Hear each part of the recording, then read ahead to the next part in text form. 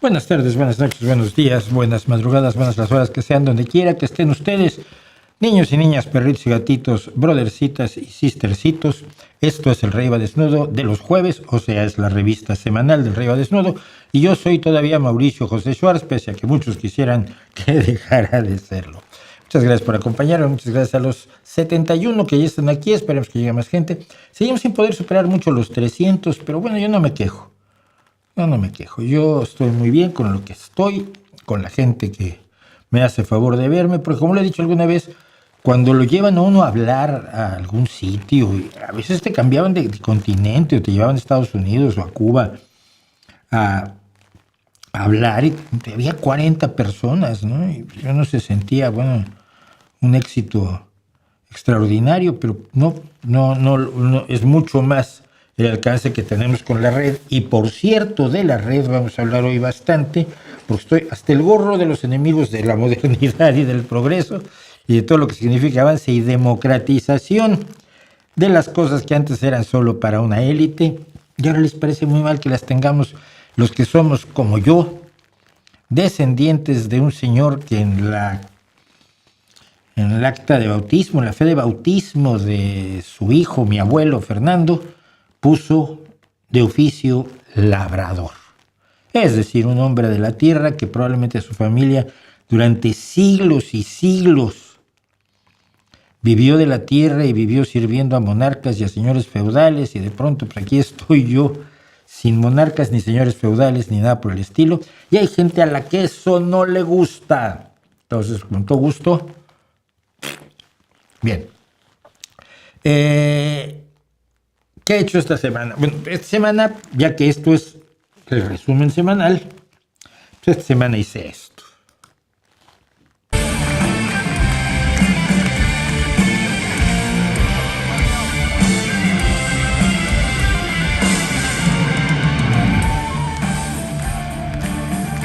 Esta semana estuve con Mago de Oz, pasándolo como Dios.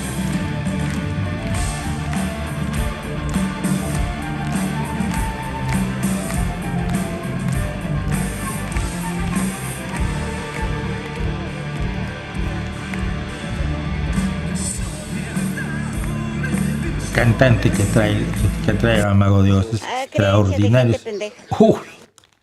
No era esto. El cantante, digo, que trae Mago de Oz hoy, el tipo es absolutamente impresionante. Me dejó helado con su capacidad vocal. Además venía acompañado por una banda que descubrí ahora, que son de aquí de Gijón, que es Celtian, que tiene una cantante maravillosa y un gaitero que además es descendiente de familia de gaiteros. Estaba el abuelo, tiene 84 años el abuelo. Y por cierto, el abuelo es también del Partido Socialista Obrero Español, lo conocemos de allí. Y el abuelo era gaitero, bueno, es gaitero todavía, la edad no te quita la gaita, ni la guitarra, ni nada.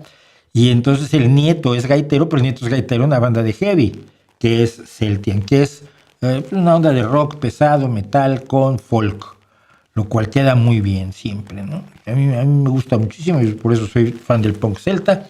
Y entonces eso fue parte de lo que hicimos esta bonita semanita. ¿Y qué más? Les vamos a decir como siempre que en tiempos de engaño decir la verdad es un acto revolucionario. Vamos a decir como siempre que les pedimos su apoyo en Patreon con una aportación mensual de 1 euro, de 2 euros, lo que sea. Miren, somos 100. Si cada quien pone 3 euros son 300 euros, casi pagamos el alquiler de este estudio. Son 360. Yo no tengo problema en decir las cosas, y luego la gente es así bien misteriosa con lo que gana y con lo que... No, este estudio es un local comercial que alquilo por 360 euros, algo así. Entonces, si cada quien pusiera 3 euros, ya nos ahorraríamos esta angustia de por ahí del día 9-10 de cada mes. ¿Y qué más les puedo decir? Les puedo decir que están invitados a ver en Obscura Crónica, nuestro canal alternativo, y tengo que volver a subir este programa, este video, porque tiene algún pequeño defecto que la gente no se va a dar cuenta, pero yo sí me doy cuenta y lo paso mal. Pero hablamos de Muerte a los Traidores, Marat y Lenin. Pues estoy llamando a Marat y Lenin traidores, pues yo no. Pero las mujeres que los atacaron los consideraban traidores. En el caso de Marat fue asesinado por Charlotte Corday, una mujer, una revolucionaria francesa que militaba en un bando distinto del de Marat. Marat estaba en los jacobinos, concreto en el lado más radical de los jacobinos, que eran los Montagnards, y Charlotte Corday militaba con los girondinos, que eran más moderados. Y bueno, cualquiera va a pensar que yo me siento más a gusto con Charlotte Corday porque era más moderada, pues probablemente tenga razón. Pero ese no es el tema. El tema es que Charlotte Corday consideró que Marat había traicionado a la Revolución Francesa y lo mató. Y ciento y tantos años después, una mujer de un partido o adversario de Lenin dentro de la izquierda, los revolucionarios socialistas, Fanny Kaplan, intentó matar a Lenin porque lo consideraba un traidor a la revolución. Son paralelismos interesantes en la historia que no significan nada. Significa que nos dan pretexto para hacer una narrativa y un especial doble de El poder y la muerte, la oscura crónica que hacemos en nuestro canal, al que les invitamos a participar, por supuesto, y los invito a esto. ¿Cómo soy tonto? Esto es maravilloso. Descubro que Houdini tiene un equipo de detectives, pero era razonable, tenía mucha gente que lo apoyaba. Pero descubro que la verdadera jefa de los detectives y la mejor detective era una mujer maravillosa que se llama Rose Mackenberg, y que cuando muere Houdini ella siguió hasta 1968 desenmascarando charlatanes y haciendo investigaciones sobre espiritismo y adivinaciones y todo esto para compañías de seguros, para compañías de ética, de ética empresarial. Pues hay organizaciones que vigilan que las empresas no hagan barbaridades. Son las que quiere acabar Donald Trump y todos los liberales. Quedé fascinado con el personaje, estuve revisando quién era esta mujer, qué había hecho, qué había escrito, escribió un montón, y total que me fascinó el personaje. Hice este bonito video de la detective favorita de Houdini, y entonces, pues en este momento tiene 3.300 visualizaciones, la tercera parte de lo que suelen tener los videos de los miércoles cuando los comentamos aquí los jueves, es decir, califica como un fracaso estrepitoso. Y es una pena, ¿no? Es una absoluta pena porque no debería ser así. Pero me equivoco yo. Luego la gente, es lo que más me divierte, luego la gente cree, pero claro, es que Mauricio sabe cómo hacer dinero. Ojalá, chico. Pero no. Primero que nada, no lo hago por eso. Pero segundo, cuando calculo que algo va a gustarle mucho a la gente, luego resulta que no le gusta. Pero, hablando de esto, quiero hacer un agradecimiento que hace mucho tiempo debí haber hecho, porque gracias a un joven que no conozco ni siquiera de cara, o sea, todo lo hemos hecho por email, que se llama Víctor Vázquez. Yo ya tenía mi cuenta de TikTok, ahora que era el Nocturno 55, ahora es el Nocturno Oficial. Y Víctor me dijo, yo me puedo encargar de tu TikTok. Le dije, mira, adelante, haz lo que se te dé la gana, porque yo no lo voy a hacer, no tengo tiempo, o como saben ustedes que es la realidad, no me da la vida. No me da la vida. Entonces, le dije que sí, que adelante, y hombre, no seré el gran éxito de TikTok, porque ahí se juegan las cosas por millones, pero tenemos cosas como esta, miren. 37.300, con esa cara de mala persona que tengo en esa captura de pantalla que hice, 37.000 visualizaciones de uno de mis TikToks. Aquí tenemos otro, tampoco me hice ningún favor con la captura de pantalla, parece que me odio.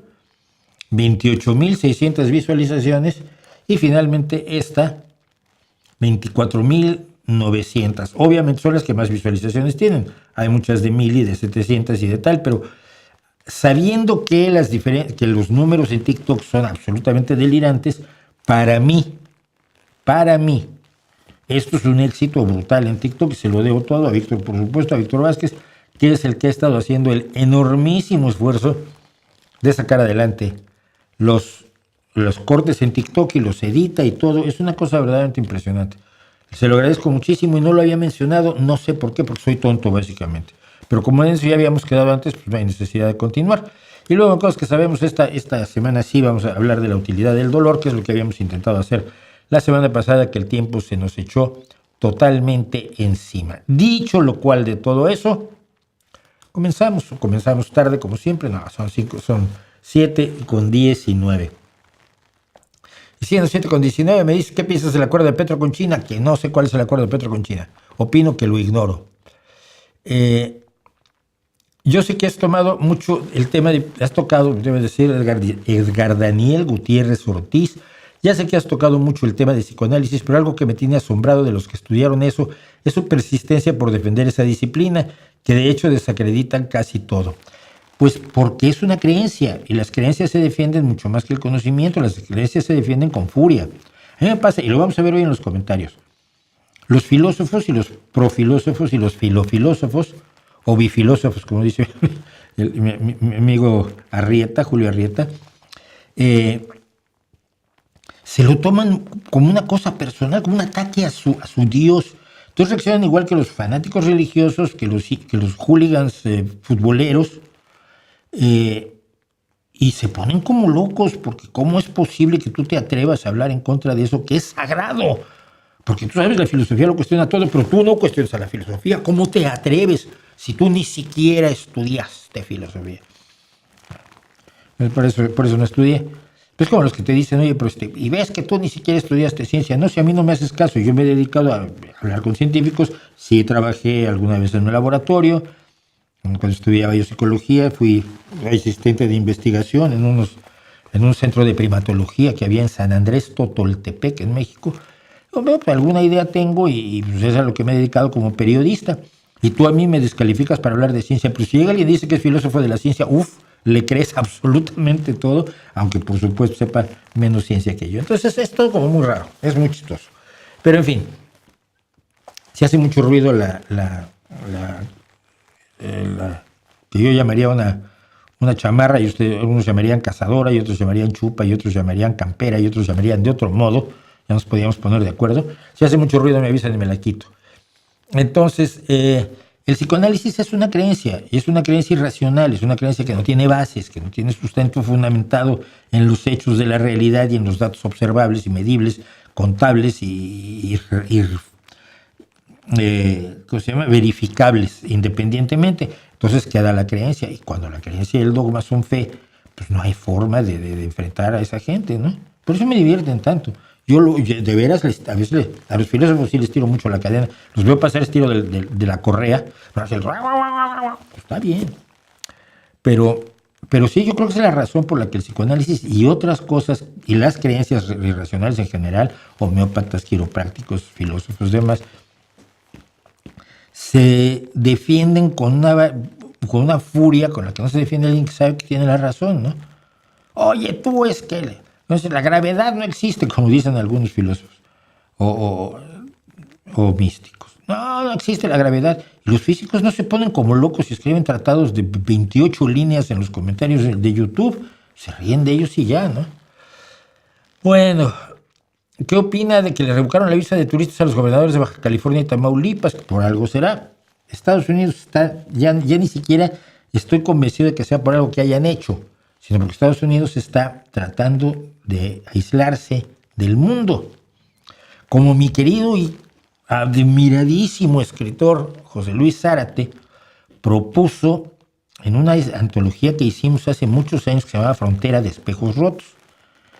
Y lo voy a contar por eso, porque el aislacionismo de Estados Unidos entra en esta historia. Un amigo mío, un escritor tejano, Don Webb, y yo, por internet, nunca nos hemos conocido tampoco en persona, pero por internet empezamos a hablar de literatura y de que faltaban relatos de frontera entre México y Estados Unidos dentro de la ciencia ficción. Y entonces, como estamos locos, Don un poco más que yo quizás todavía, que ya es decir, decidimos hacer una antología que se llamó Frontera de Espejos Rotos. El título es de Don. Borderline of Broken Mirrors. Y yo reuní a 5 o 6 escritores mexicanos, les dije que se escribieran un cuento sobre la frontera. Don se reunió a 4 o 5 escritores estadounidenses, les hizo la misma propuesta. El libro se publicó en México, pero nunca en Estados Unidos, nunca consiguió editor en Estados Unidos. Y había un par de cosas chistosas. Había una guerrilla que se parecía a los zapatistas en uno de los cuentos de los estadounidenses. Esto fue antes de los zapatistas, si no, no tendría ningún chiste. Y José Luis Zárate, que es el mejor narrador que hay en este momento en México, y si no lo ven y si no siguen sus twitteraturas, sus relatos maravillosos en tweets, es que son tontos todos. José Luis sabe además que lo admiro muchísimo. Hace unos años estuvo por aquí en Gijón y pude invitarlo a comer a casa una buena fabada. Pero la historia de José Luis era que Estados Unidos había construido de hecho un domo de fuerza, un campo de fuerza en forma de domo para que nadie entrara. Y era su forma de criticar el aislacionismo de Estados Unidos. Entonces había un estadounidense enfermo que recorría si mal no recuerdo, igual me estoy inventando la historia ya, fue hace muchos años, recorría parte de México a pie para poder tratar de entrar a su país para que lo salvaran del problema de salud que tenía. Y es que Estados Unidos, no es que Estados Unidos se quiera aislar, aquí hay que tener mucho cuidado. El gobierno de Donald Trump quiere aislar a los estadounidenses, quiere aislar a los Estados Unidos y cortar amarras con la parte del mundo que no le gusta, aunque estrecha amarras con la parte del mundo que le deja dinero, que de eso hablaremos después. Nos quieren hacer ver que es algo normal, aun cuando se le nota la cara de preocupación a Claudia Sheinbaum. Yo no creo que sea normal. Yo creo que a las personas que tienen un cargo político no se les corta la visa, sobre todo cuando son estados limítrofes con ese país. Entonces, a mí me pareció un escándalo diplomático, pero en vez de que Claudia Sheinbaum diga que es normal, lo que haría cualquier presidente normal, es hacer una nota diplomática protestando por la revocación de las visas a cargos electos, democráticamente electos, se supone, ya sé que igual no, con una representación real, con una importancia política real, que son limítrofes con el país que los está excluyendo, país con el cual se tienen relaciones económicas y que esos dos estados tienen relaciones económicas, sociales y de cruce de fronteras constantemente legales de estadounidenses y mexicanos para un lado y para el otro. Yo lo que haría es eso, una nota diplomática de protesta, y en un momento dado, si la respuesta no era agradable, y creo que Marco Rubio no está para dar respuestas agradables, llamaría yo a consultas a mi embajador. ¿Saben cuándo va a hacer eso Claudia Sheinbaum? Nunca. Bueno, pues es eso. Daniel Vázquez, ¿el progresismo pertenece únicamente a la izquierda? Por definición, sí. La izquierda es la que busca el progreso, la derecha es la que busca mantener las instituciones, mantener el pasado, es la conservadora. Los conservadores y los progresistas se sentaron a la derecha y a la izquierda. Estoy usando tu lado y no el mío. Tú de la derecha para ustedes y la izquierda para ustedes. A la derecha se sentaron los conservadores monárquicos que querían mantener los privilegios del clero en la Asamblea Constituyente francesa, y a la izquierda se sentaron los que querían romper con el pasado, fundar una república, comenzar la democracia y decirle a la iglesia que si querían dinero que trabajaran por él. Entonces, sí, por definición, hay mucha gente que dice que es de derecha y tiene políticas progresistas, pues lo que hace se contrapone con lo que dice, y yo siempre creo más en los actos que en lo que se dice, ¿no? Por eso no creo que la República Popular Democrática de Corea del Norte, sea democrática, por eso no creo que el Partido Nacional Socialista de los Trabajadores sea socialista, y por eso no le creo a muchos que andan diciendo que tienen cierta ideología cuando en la práctica no la tienen o no la expresan. Bueno, saludos desde Los Ángeles, California. Arturo, gracias.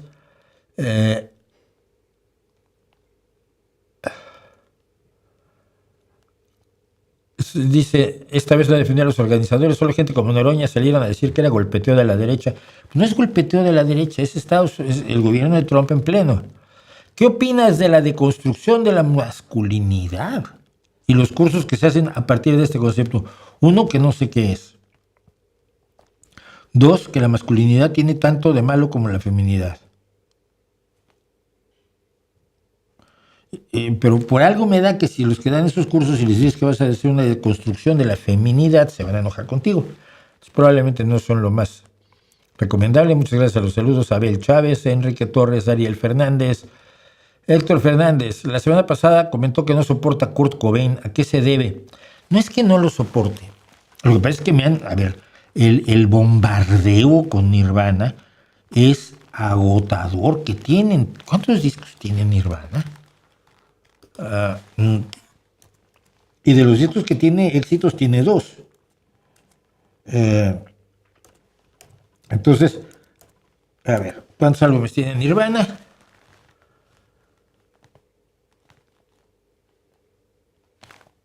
Pues es 2, ¿no?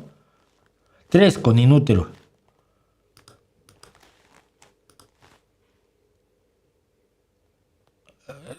Sí, son 3 álbumes. Nirvana, Bleach y Inútero. Y luego tienen los demos y en vivo en Reading y Unplugged de Nueva York y y remasterizado en 2029. Son 3 discos. O sea, los tiene The Warning ya. No, The Warning tiene 4. Y entonces dan tanta lata que me agobian. No me parece el gran músico Kurt Cobain, ni me parece un gran guitarrista, ni me parece un gran letrista, ni me parece un gran cantante, mucho menos. Siempre lo mejor de Nirvana fue Dave Grohl. Y ponte a oír a Nirvana. Yo lo hice el otro día porque apareció este debate. Te pones a oír a Nirvana y en la mezcla siempre está muy adelante la batería de Grohl. Y claro, la pregunta es ¿por qué? ¿Por qué está tan al frente la batería de Steve Grohl? Pues porque los otros instrumentos tampoco lucen tanto, pero Steve es un gran baterista, aunque ahora es guitarrista de Foo Fighters, y por lo tanto el sonido de Nirvana en la producción está totalmente apoyado y recargado en la batería de Grohl. Entonces, no es que tenga algo contra Kurt Cobain, simplemente no me parece tan grande. Y me gusta Alice in Chains, y me gusta Soundgarden, y me gusta Stone Temple Pilots, me gusta muchísimo. No es que tengan yo nada tampoco contra el grunge, es simple y sencillamente que creo que han vendido demasiado a Kurt Cobain y no tiene tanto musicalmente como para que lo vendan. A eso se debe básicamente. Vlad Mort dice saludos, genio. Parece que salí de una lámpara, ¿no? Los genios salen de las lámparas. Si fueses electo papa, ¿qué nombre hubieses escogido? Pues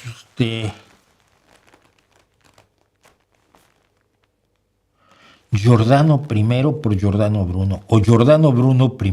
Se mueren.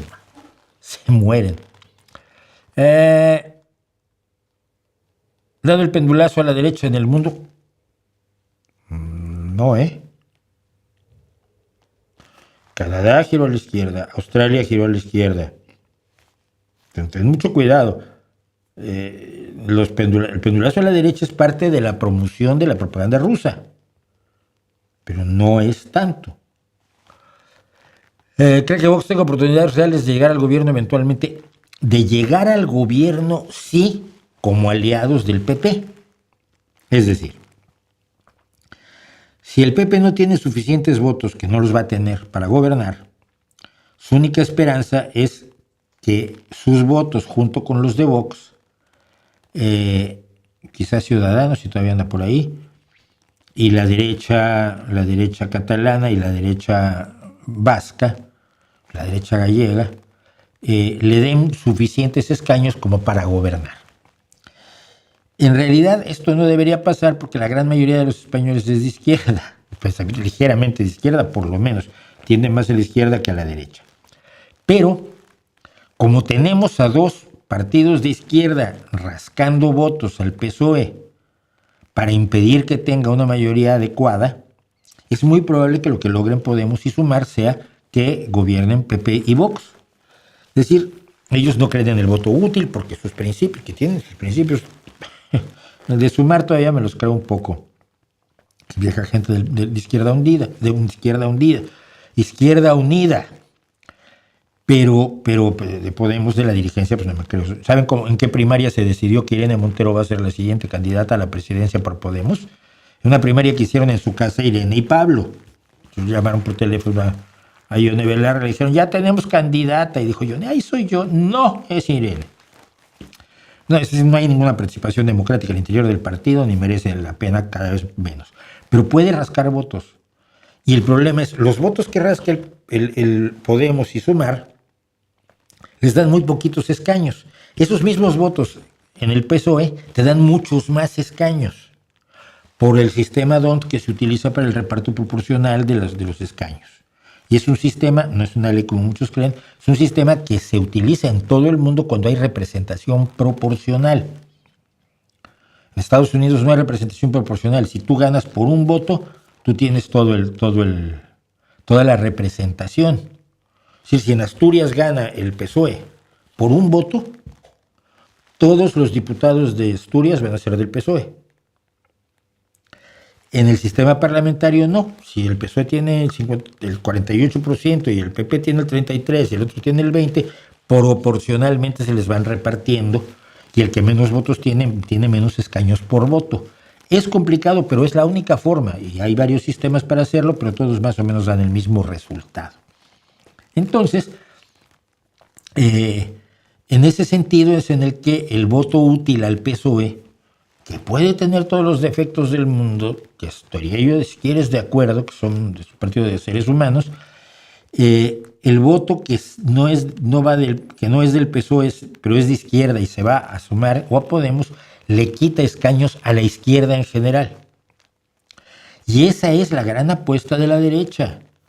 PP se ha acercado muchísimo a Vox, en algunos lugares ha gobernado ya con Vox, y si logra en 2027, porque no creo que la legislatura tenga una votación adelantada, por más que eso quisiera el PP, en 2027, si pudiera tener suficientes votos sumando PP y Vox, o que Sumar decida, o Podemos decida que no quiere estar en el gobierno, y que por lo tanto el PSOE no tiene sus votos para nombrar un primer ministro, que es el presidente de gobierno en España, esa sería la posibilidad de que PP y Vox gobernaran, pero no porque la derecha crezca,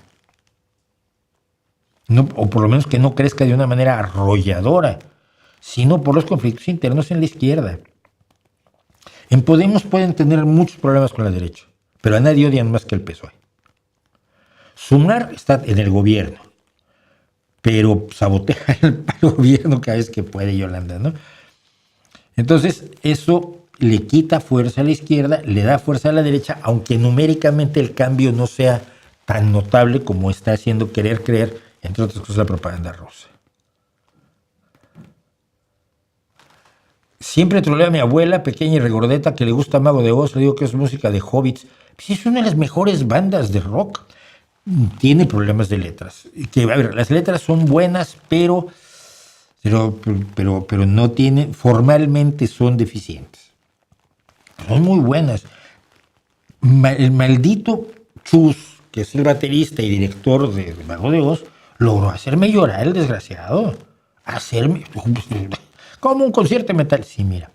Pues tiene una canción para su hija, que se llama Por si algún día te pierdes, donde le está diciendo lo que todos los padres le deberían decir a los hijos, que siempre estaré contigo, que desde que tú naciste, desde que te vi por primera vez, mi vida cambió radicalmente, mi compromiso es protegerte, cuidarte, sacarte adelante, y si un día no estoy, acuérdate que de todos modos parte de mí ahí está, aunque sea la memoria, ¿no? Y me puse a llorar, yo en pleno concierto de Mago de Oz, maldito Chus. Formalmente tiene deficiencias la letra, pero vamos, musicalmente Mago de Oz es espectacular. Y luego el guitarrista que nos decía gracias por venir a oír música de verdad, no la música de plástico. Y empezó con Maluma, jódete, y toda la gente, ¡bah! Estaba muy bien. Bad Bunny, jódete. Daddy Yankee, ¡bah! Entonces, Mago de Oz es uno de los grandes grupos, además que es un grupo que fomenta el ateísmo, el descreimiento y la crítica a la religión como pocos grupos se atreven a hacerlo. Así que, si es música de Hobbit, pues nos vamos a Hobbiton todos, pero en el metalverso. ¿Cómo ves? Cuautli Contreras, ahora Mauricio, siempre te escucho desde hace como 2 o 3 años, gracias. Antes muy enriquecedor para todos nosotros, que no se pierde casi ninguno de mis programas. Muchas gracias, Cuautli. Cuautli. Te llamas Águila. Qué bonito nombre. Todo el mundo le quiere poner, quiere usar otros, ¿no? Otras, o sea, agregarle partículas al Cuautli, que significa águila en náhuatl, pero así el nombre solo me gusta, fíjate. Estaría bueno que opinara sobre el Eternauta, el cómic y la serie. Ya sabemos, no me da la vida. El problema es nunca me interesó el cómic, entonces no sé valorar la serie. Mi chica la está viendo y dice que está buenísima. Igual algún día hasta leo el Eternauta, pero de momento no. Habla de inteligencia artificial, de cómo ves en el futuro y de astronomía de los planetas gigantes que existen en masa y espacio y cómo actúa la física. Madre mía, qué complicado está esto. De inteligencia artificial ya he hablado muchas veces y cada vez que hablo de inteligencia artificial se enojan conmigo los de la inteligencia artificial, los que la están vendiendo. El otro día me vendían una rumba, uno de esos robots que barren la casa. Tengo una muy buena de una compañía española, además. Ni siquiera es la rumba, sino es una barredora, aspiradora, el mismo concepto de la rumba, pero de una empresa española que hace unos electrodomésticos magníficos. Y me decían, no, es que esta tiene inteligencia artificial. Yo decía, pero a ver, por favor, el programa de entrenamiento de mi barredora automática no tiene mucho más para allá de lo que ya tiene esta, pero no le llamaban inteligencia artificial, ahora le llaman inteligencia artificial. Me querían vender unas gafas hechas con inteligencia artificial. Por favor, se están pasando. La inteligencia artificial es una herramienta útil, pero no va a pasar todo lo que crean que va a pasar con ella. ¿Qué opina de Rosa Luxemburgo? A ver, Rosa Luxemburgo tiene dos ventajas. Rosa Luxemburgo tuvo el valor de criticar a Lenin por el autoritarismo y la falta de democracia. Rosa Luxemburgo era marxista, creía en las ideas marxistas, que yo creo que si yo hubiera vivido en aquella época probablemente también había creído lo mismo. La socialdemocracia en la que yo creo es un producto posterior a la Segunda Guerra Mundial. Pero yo creo que antes todos o eras marxista o eras anarquista, ¿no? O eras socialdemócrata, pero en el sentido antiguo de la socialdemocracia, es decir, querías llegar al paraíso socialista marxista por la vía de la democracia en vez de por la vía de hacer muchos huerfanitos, que es la visión de la violencia de clase de Marx y de Lenin. Bueno, Rosa Luxemburgo, en su libro sobre la Revolución Soviética, critica enormemente a Stalin con una brillantez extraordinaria, además. Porque ella cree, pese a todo, en la libertad. No se da cuenta quizás que en la dictadura del proletariado pues ya no podía haber libertades, ¿no? Pero tiene una de las mejores frases del mundo en ese sentido, es que la libertad es siempre la libertad del que piensa diferente. Y es la mejor definición.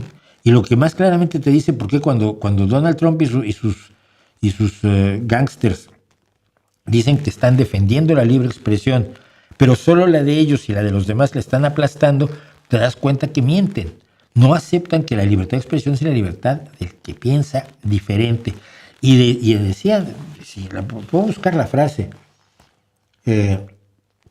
porque decía que además el creer es única y exclusivamente que sin importar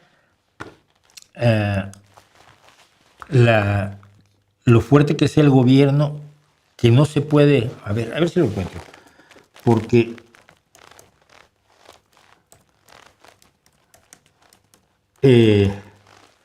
la he usado en muchas ocasiones.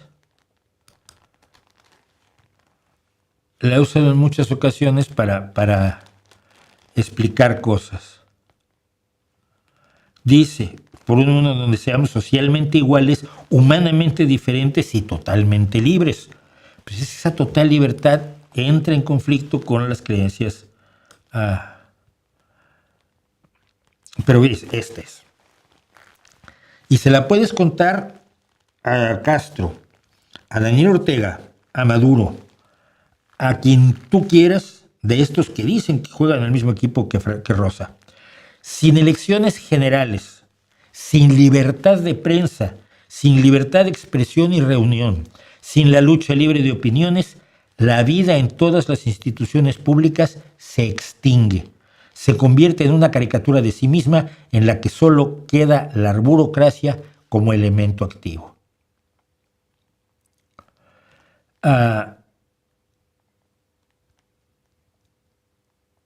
Y a ver si encuentro.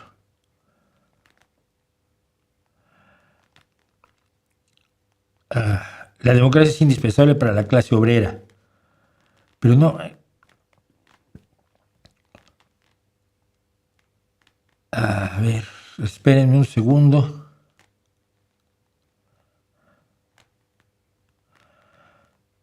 No lo encuentro, ya no, porque es que estas son 60 frases. Me busqué uno muy largo. Pero, a ver.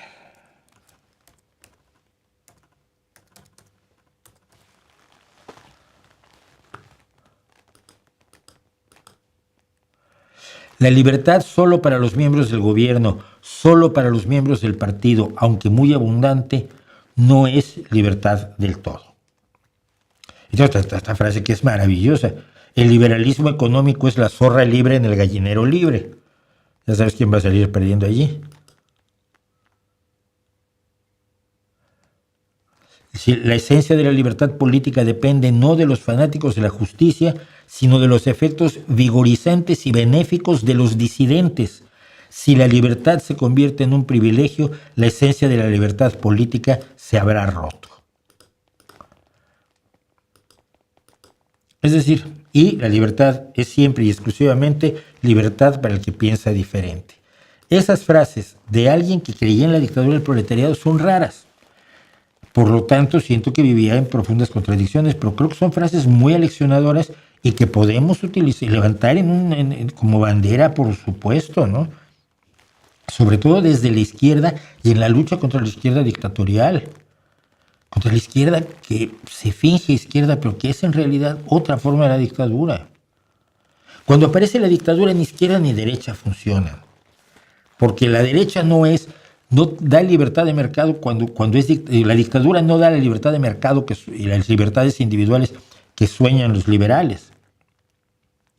Porque controla la economía, igual que controla la democracia que sueña la izquierda. Entonces, cuando hay dictadura, las ideologías como que son un poco la guarnición del plato, ¿no? Esa es por lo menos la idea que tengo yo. Se fue en Mújica, duelo nacional por aquí. Pues vamos a hablar un segundo, por cierto, ya que estamos en ello, de Pepe Mújica. No es cierto, esto no es cierto, esto está mal, esto lo vamos a corregir.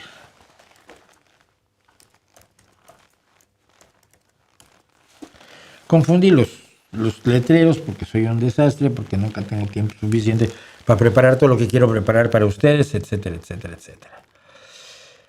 Emily Samparedes Núñez desde Ámsterdam, en Países Bajos. Qué bonito es Ámsterdam, qué bonito es Ámsterdam. Yo estoy allí cuando la Tierra todavía no se enfriaba, en el 92,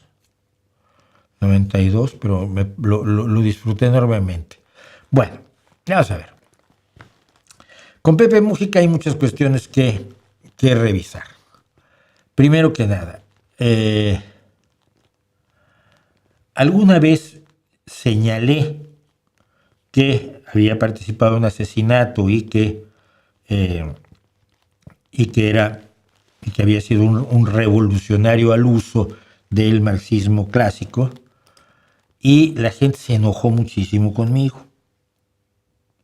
Pero no es mi culpa. Y segundo, yo estoy a favor de que todos los exguerrilleros se integren políticamente.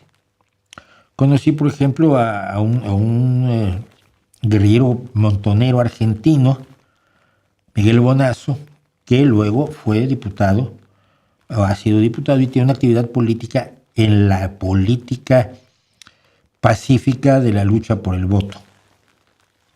¿Ok?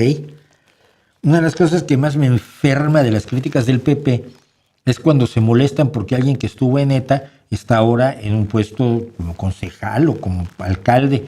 Pero si eso fue lo que queríamos, eso fue por lo que se luchó contra ETA. Queríamos que ETA dejara las armas y participara en política. Y ahora que participan en política ya no los quieres dejar porque tienen un pasado, efectivamente, de aterrador algunos, ¿eh? El mismo líder A ver, chale, que Otegi participó en un secuestro y torturando a la persona a la que secuestraron, una cosa horrorosa. Pero bueno, si ahora quiere estar en política, está en política. Ahora es hasta un facha que no quiere inmigrantes en el País Vasco. Pero la gente saca el cobre finalmente, ¿no? Bueno, entonces en el caso de Pepe Mújica, pues eso fue lo que pasó. No puedes negar que fuera este reo que participó en asesinatos, que estuvo en Tupamaros. Desde 1964 se integró a Tupamaros, participó en operativos guerrilleros, pasó a la clandestinidad, finalmente fue detenido, estuvo en enfrentamientos armados, fue herido de 6 balazos, fue apresado 4 veces, en 2 oportunidades se fugó de la cárcel de Punta Carretas, pasó 15 años de su vida en prisión, y 15 años de su vida en prisión sobre todo cuando era bajo dictaduras, te maltratan muchísimo, ¿no? Y eso tampoco es nada, no es un verdadero castigo para quien comete acciones antisociales.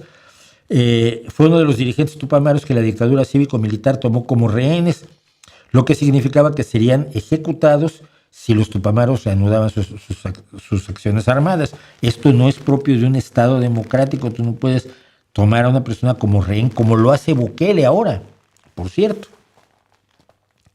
Entonces, bueno, Mújica pasó 11 años en esa condición, pero en 94, bueno, en 85 fue liberado, obviamente, y no sé qué hizo. Siempre me interesa saber en qué trabaja la gente, porque mira, la gente que yo conozco que hace política aquí en el PSOE al menos, pues tienen trabajo, ¿no? Entonces, tienen su empleo. El secretario general del partido aquí en Gijón, que es muy amigo mío, lo he entrevistado aquí, a Moncho García, pues él no cobra en el partido, está ahí porque le parece correcto, tiene su trabajo. Y todos los miembros de la ejecutiva tienen su trabajo. Y entre los concejales, pues un par están ahí de tiempo completo y los otros tienen su trabajo o están parcialmente en la concejalía. Entonces, siempre me interesa saber en qué trabajan los políticos, porque luego resulta que no trabajan en su vida. Y eso ya me preocupa. Bueno, en 94 fue diputado, en las elecciones de 99 fue elegido senador, en 2005 fue designado ministro de Ganadería, y aquí hay una cosa que me gusta mucho de Mújica.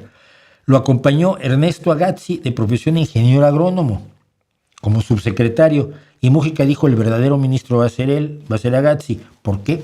Porque Mújica por lo menos tenía la honestidad para decir: yo no sé de agricultura, pero me traigo un técnico, yo hago la política, pero me traigo un técnico que me diga de qué trata esto. Humildad que no suelen tener los políticos y que yo reclamo frecuentemente de ellos. Es decir, que no es necesario que sepas de medicina para ser secretario de salud, o ministro de salud, o ministro de sanidad. Pero necesitas un cuerpo técnico que te diga para que no metas la pata, que no seas como Robert F. Kennedy, de quien hablaremos más tarde hoy. No necesitas saber de agricultura para ser un buen ministro de Agricultura o secretario de Agricultura, siempre y cuando te rodees de técnicos que te digan cuáles son las limitaciones de la realidad, cuáles son las oportunidades de la realidad, y luego tú ya tomas las decisiones políticas, que es la parte más difícil, porque vas a quedar mal con una parte de la ciudadanía, quieras que no se le puede dar gusto a todos. Entonces, pues esa es la historia. Y luego, pues finalmente fue presidente.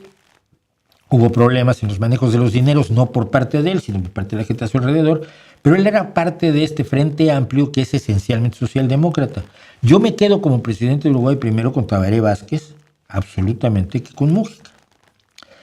Pero el Mújica ya mayor, muy mayor, que fue presidente, y el que en los últimos años se han dado paseando por allí, es un hombre que sufrió una transformación mística, donde empezó a asumir una serie de ideas que a mí me parecen muy franciscanas y que no permiten una comprensión profunda de la realidad. Por ejemplo, él decía que si eran pocos millones de uruguayos, ¿por qué importaban tantos millones de zapatos al año? ¿Acaso somos 100 pies? Se preguntará. Y la gente le aplaudía. En vez de decirle, oiga, no, don Pepe, mire, espere, no hay problema. La gente tiene varios pares de zapatos. Y esos zapatos se desgastan.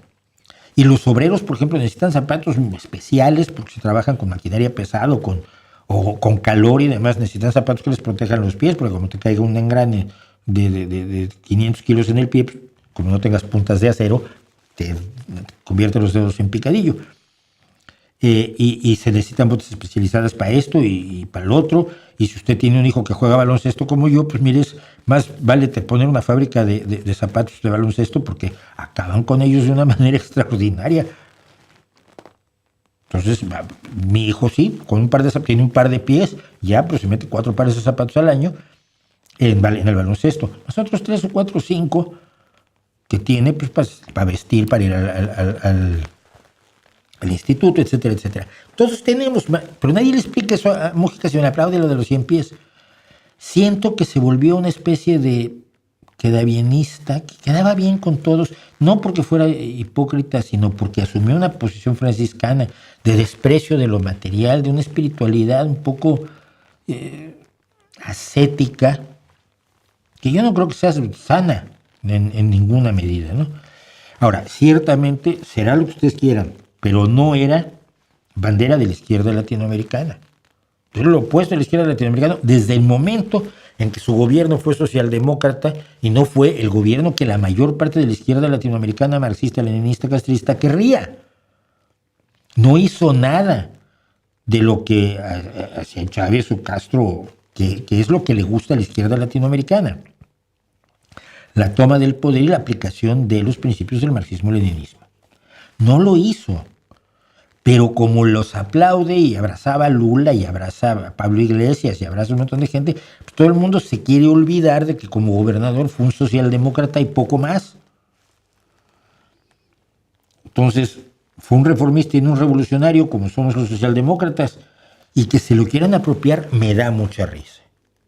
¡Ay, era el representante del sentimiento de la izquierda! No es cierto. No es cierto.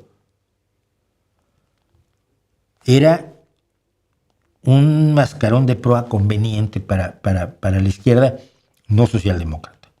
Y para la izquierda socialdemócrata, a mí la idea que me da es esa, que era un poco pues, un místico franciscano, antimaterialista, espiritual, que decía cosas que a veces eran obviedades, porque parecían muy profundas, ¿no? Nos preocupamos mucho por lo material, cuando es nuestra alma la que deberíamos apapachar. Pues sí, mira, pero el alma no funciona si no comes 3 veces al día. Entonces yo creo que la izquierda se preocupa primero por comer 3 veces al día, que luego la parte espiritual pues ya la resuelves promoviendo las artes, lo cual implica que los artistas, los músicos, los pintores, los cantantes, los actores de teatro, los productores, los directores de cine, los camarógrafos y toda esta gente que hace arte, coma 3 veces al día, que es el requisito número 1. Esa es mi visión general. No soy alguien en contra de Mújica, pero tampoco lo encuentro tan importante ni ideológicamente ni en la operación. Por ciento que, insisto, mejor presidente, como presidente socialdemócrata latinoamericano, me gustaba Tabaré Vázquez, ¿no? Entonces, esa es la historia. ¿Qué más me cuentan? Ya dije que desde hacia Ámsterdam. Es que me gustó mucho. Me gustaría volver a Ámsterdam. ¿Cómo le damos la batalla cultural a los libertarios y demostrarles que tenemos la ventaja a los socialdemócratas? Dándoselas. No callando. Es que a mí me horroriza y me pasa con otras cosas, no solo en política. Que la gente que no se atreve a discutir, que no se atreve a presentar sus ideas, que le da un poquito de pena. A los socialdemócratas nos da pena con los comunistas y con los liberales. Aunque los comunistas son más de izquierda porque ellos sí quieren matar mucha gente y la revolución y la dictadura del proletariado y muerte a la burguesía. Ay, nosotros somos más tibios, pobres de nosotros, qué pena. No, tenemos la ventaja moral.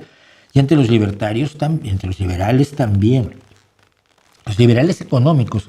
Los liberales sociales están más cerca, los que son liberales en lo social están más cerca de nosotros. Pero el supuesto liberalismo económico, que ya en estos momentos no es más que anarcocapitalismo mal disfrazado, tiene tantas deficiencias, tiene tanta maldad, que es muy fácil demolerlo.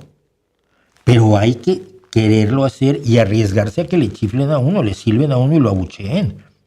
O sea, a mí me abuchean que les da una... Pero vamos, su hobby, son felices abucheándome. Pero no tienen razón. Entonces a mí me da igual.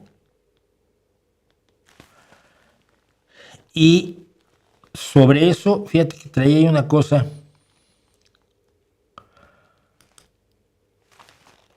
que va a explicar esto muy bien. Be my eyes. Be my eyes significa en español, sé mis ojos. ¿O por qué ser de izquierda? Mire, hace unas 3 años soy parte de este, ¿qué será? Un grupo, una asociación, un colectivo alrededor de una aplicación en el teléfono, una app que se llama Be My Eyes. Y si alguno le interesa, que vaya y la busque. Sobre todo, no tanto para ser voluntario, somos muchos, sino para informarle a la gente que no ve o que tiene muy graves deficiencias de visión o son ciegos, invidentes, como quieran que les digan ahora. Ayer, ya verán por qué lo dije ahora. Que tienen esto, que en el teléfono pican y le dicen a alguien, oye, ¿qué estoy viendo? Y alguno de los miles y miles, creo que ya somos millones, de voluntarios en el mundo va a contestar su llamada en su idioma y le va a decir, esto que estás viendo es esto, muévete a la derecha o te describo lo que hay o te ayudo. Soy tus ojos. Y es de lo que se trata esto. A mí me ha sonado 6 o 7 veces nada más en estos 3 años. El aviso de que tengo una labor de que alguien que busque, que no tiene ojos, que no tiene vista, que tiene problemas de la vista, necesita a alguien que hable español. Siempre me ganan, excepto una vez, pero fue muy sencillo. Una señora me dijo, oiga, pues muchísimas gracias. No, señora, ¿qué tiene? Si quiere. Es que estoy viendo esto. ¿Este es verde o es azul? Y le pone el teléfono. Pues este es azul, señora. El de junto, el de la derecha es verde y el de la izquierda es rojo. Ah, muchas gracias. Fui sus ojos en ese momento, nada más. Qué bien. Pero ayer me pasó algo que acabé tan encabronado como no se lo pueden imaginar. Y por lo tanto decidí contárselos porque tiene que ver con por qué yo soy un hombre de izquierda, porque creo que hay que ser de izquierda si uno no tiene el alma completamente convertida en piedra. Suena el sonidito especial de Be My Eyes, contesto, y es una señora en México. Se quedó sin internet. ¿Sabe usted de internet, señor? Sí, reina, sé de internet. ¿Qué hacemos? Pues mira, a ver, vamos a buscar dónde tienes el aparato donde te conectaron a internet. Oh, pues aquí está. Y más o menos lo buscaba con el teléfono. Ahora vas a la izquierda, mira, ese que dice ahí, quítale este cable, acerca la mano, mueve la manita a la derecha, ahí, ese cable, quíteselo, cuenta hasta 15 y lo vuelves a enchufar. Pues no funcionó. Como se resetea un router, no hay de otra. Y yo no sabía cómo estaba su máquina, y su máquina además es PC, y yo trabajo en Mac. Y le digo, no, pero es que me dijeron que tenía un botoncito, ya lo encontré, pues, apachurra el botoncito, se apagó todo. Dije, bueno, vamos por buen camino. Vamos a contar hasta 15, despacito, tú conmigo, 10.001, 10.002, 10.003, el 10.015. Apachurra el botoncito otra vez. Y te voy a decir cuándo se encienden todas las lucecitas. Cuando estén encendidas todas las lucecitas, volvemos a intentar que entres. Uso el Google para entrar. Sí, mi reina, usa el Google. Viendo sus manos, porque no había otra cosa que las manos de esta mujer, los 80 no los vuelve a cumplir. Parte de los diálogos que tuvimos fue este. Le dije, a ver, ¿quién te puso? Alguien te tendría que ayudar. No tengo a nadie. No tienes a nadie. Tienes 80 años. ¿Quién te conectó el internet? Pues el técnico de teléfonos de México. Ah, mira. Pues llama al técnico de Teléfonos de México. Ya llamé, pero nunca me hacen caso. Y como soy ciega, cago en todo. No, pues mira, vamos a hacer esto. Ya se encendió, no tiene internet, no puedo hacer nada más por ti. Lo siento en el alma, tienes que llamar al técnico y decirle que su obligación es presentarse ahí y resolvértelo porque es tu contacto con el resto del mundo. Sí, pues sí, le voy a decir, pero luego no me hacen caso porque como soy solita. Bueno, yo estaba. Y bueno, terminamos la llamada. Decía yo a mi familia, pues esto fue a la hora de comer y llegué tarde a la mesa por estar atendiendo a esta pobre mujer. No debería haber una persona en esas condiciones totalmente lanzada a su puta suerte. El Estado, la sociedad, que somos nosotros, y que nuestra expresión organizada es el Estado, no es algo que está allá afuera como creen los libertarios, o quieren hacer creer los libertarios para fingir que el Estado cayó de un sexto piso y no votamos todos por él. La sociedad organizada en el Estado debería hacerse cargo de alguien así, que no dependa ni de esta aplicación, ni de un desconocido que de suerte era mexicano, sabía de internet y vivía en Gijón, pero aún así no le puedo ayudar. No es obligación de la sociedad ocuparse de los más débiles, porque el libertarismo económico lo que me dice es, esa mujer debe morir. Nadie tiene por qué ayudarla, salvo las monjas si quieren ir y la convencen de que rece mucho y entonces ya le dan caridad. Pero una solidaridad de igual a igual, reconociéndole sus derechos de ciudadana, sus años de trabajo que seguramente tuvo y la participación que tuvo en su sociedad durante sus años juveniles, es obligación de todos ocuparse de ella. Sale baratísimo además. Vamos, no cuesta ni el podium en el que se pone Claudia todos los días a decir gansadas para que le aplaudan a algunos que eran mis amigos y que ya no lo son. Toda sociedad debe ocuparse de los más desfavorecidos. Eso demuestra que somos una sociedad realmente y no una banda de delincuentes que dejan morir al más débil. Queda claro, es que a mí me parece tan sencillo como yo no puedo soportar que una persona que no tiene culpa sufra.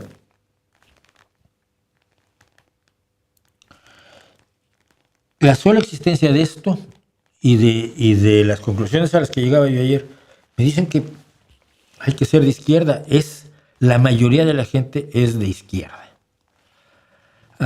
Gracias a Ailín Calani que habla cosas bonitas. Ailín Calani, ¿serás hombre, mujer o quimera? Da igual. Gracias por que le gustó el vídeo de a fondo. El día de hoy se celebra el Día del Maestro en México. ¿Hay alguna experiencia enriquecedora que quieras compartirnos en referencia a alguna o alguna profesora? Que yo tuve, por suerte, magníficos profesores en la segunda etapa de mi educación. Ya puedo quitar esto, espera.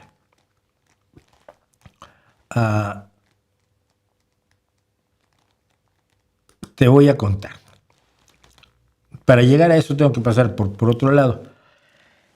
Yo, de mi madre sobre todo, porque mi padre me escribió y luego desapareció a los 5 años.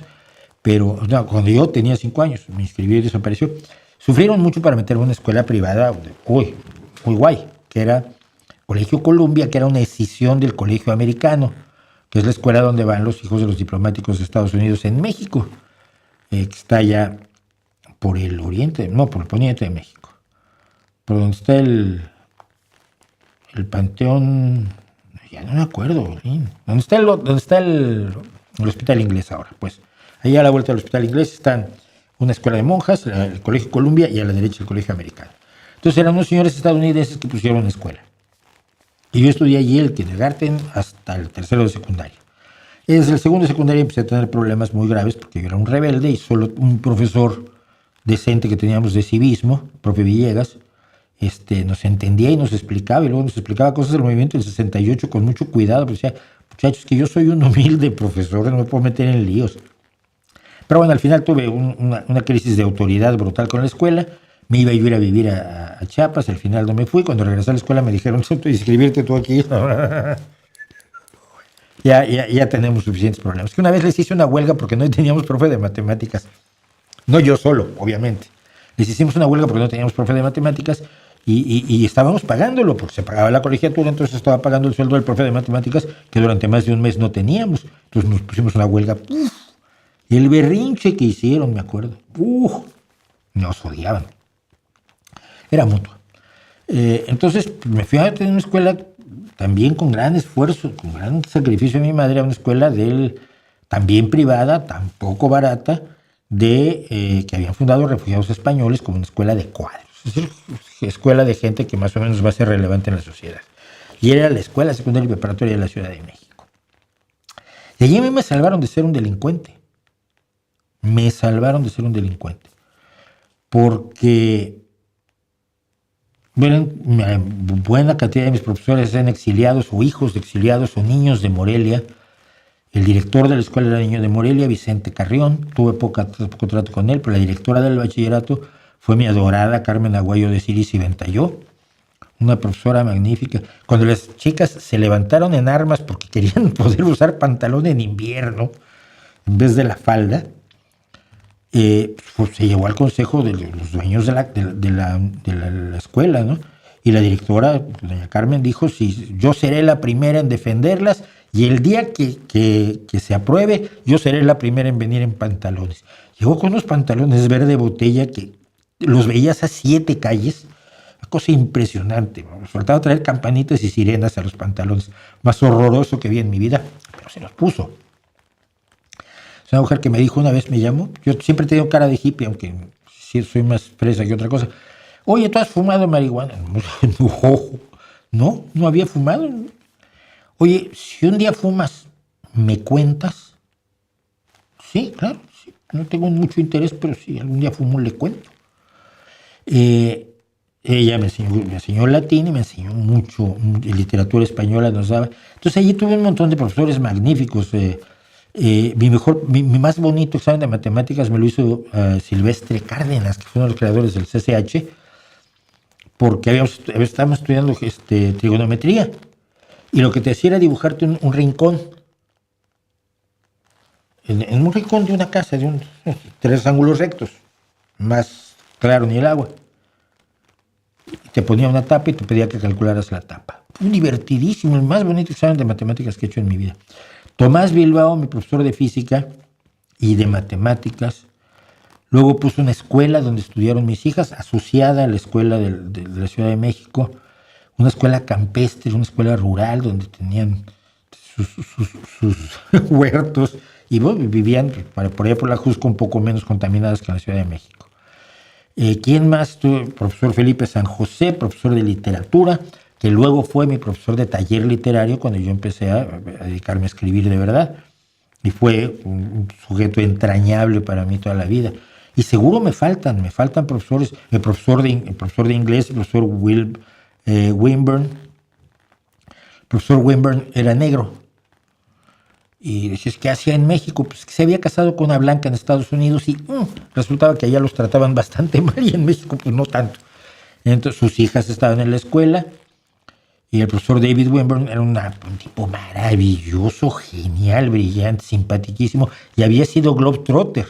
Entonces todos queríamos que entrenara nuestro equipo cuando teníamos torneo de baloncesto. En la escuela todo el mundo, el profesor Wimburn va nos va a entrenar a nosotros. No, a nosotros. Con un balón de baloncesto todavía, ya era un hombre mayor, hacía magia, el profesor David Wimburn. Y así tuve muchos profesores maravillosos. La profesora Dolly de biología, que nos pasaba la filmación en 8 milímetros de su parto, del parto de su primera hija o primer hijo. Margarita Carbó, que fue mi profesora de historia. Es decir, es un cuerpo docente absolutamente de lujo el que teníamos. Julieta Tagüeña fue mi profesora de física, su hermana Carmen Tagüeña fue mi profesora de matemáticas y hemos sido amigos desde entonces y hasta hoy, ¿no?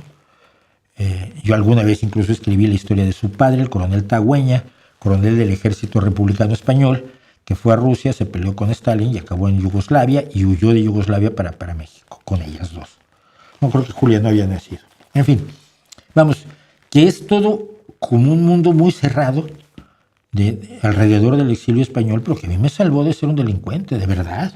Porque yo con los problemas de autoridad que tenía en la otra escuela era para tener problemas gordos. Y no, resultó que no fui delincuente, pero sí, incómodo, siempre seguí siendo. Pero allí me fomentaban la rebeldía. En una escuela, no me acuerdo de qué clase era, que dije, en un momento dado levanté la mano así con miedo. Porque cuando hacías preguntas en la otra, decías, te estoy explicando, no me preguntes. Tengo una pregunta. Sí, ¿cuál? Dice la pregunta y dije, me van a pegar. Qué buena pregunta, dijo el profesor. Pues mira, eso nos permite llevar por acá, porque si la pregunta dice, y te la voy a responder. Yo dije, wow, se puede hacer preguntas aquí. ¡Qué bien! ¡Qué bien! Y me pasé los siguientes 3 años del bachillerato, haciendo preguntas, muchas de ellas enormemente incómodas, incluso a mis profesores de filosofía.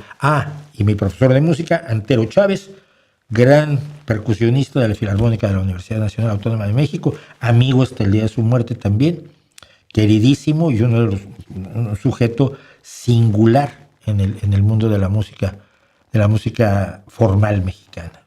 Y me faltan, seguro me acuerdo de más luego. Ayer posteó en X que hay una investigación abierta en contra de AMLO y su hijo Andy y que él, Levy, que no sé quién sea, Simón Levy parece, cuenta con protección de no sé quién. ¿Cómo cree que debería proceder el gobierno mexicano contra Simón Levy? ¿Por qué debe proceder el gobierno mexicano contra Simón Levy? Si tiene pruebas, la justicia debe actuar para hacer la investigación y si hay delito a perseguir, pues tiene que procesarlo.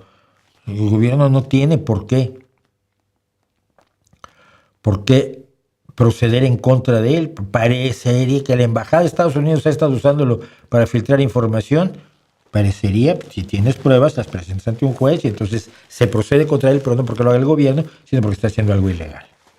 Así que me voy a suscribir a su TikTok, Don Mau. Son trozos de esto, no estoy haciendo nada especial para TikTok. Lo hace Víctor inteligentemente, agarra cachos que pueden resultarle interesante pues, a un público básicamente juvenil. El primer éxito que tuve fue precisamente hablando sobre el aborto. Miles de chicas diciendo, ay, qué bueno que alguien habla así, porque las traen fritas también. ¿Conoce algo de Fermín Muguruza? No me acuerdo de él, ¿no? Me suena el nombre, pero... ¿Qué opinas de hacer trampa para ganar en el trabajo, en la vida y el amor? ¿Acaso solo debe ganarse por los dones que nos ha dado la naturaleza, nuestros recursos mentales, económicos, tecnológicos? Mira, yo prefiero perder a ganar haciendo trampas, pero es una posición absolutamente personal.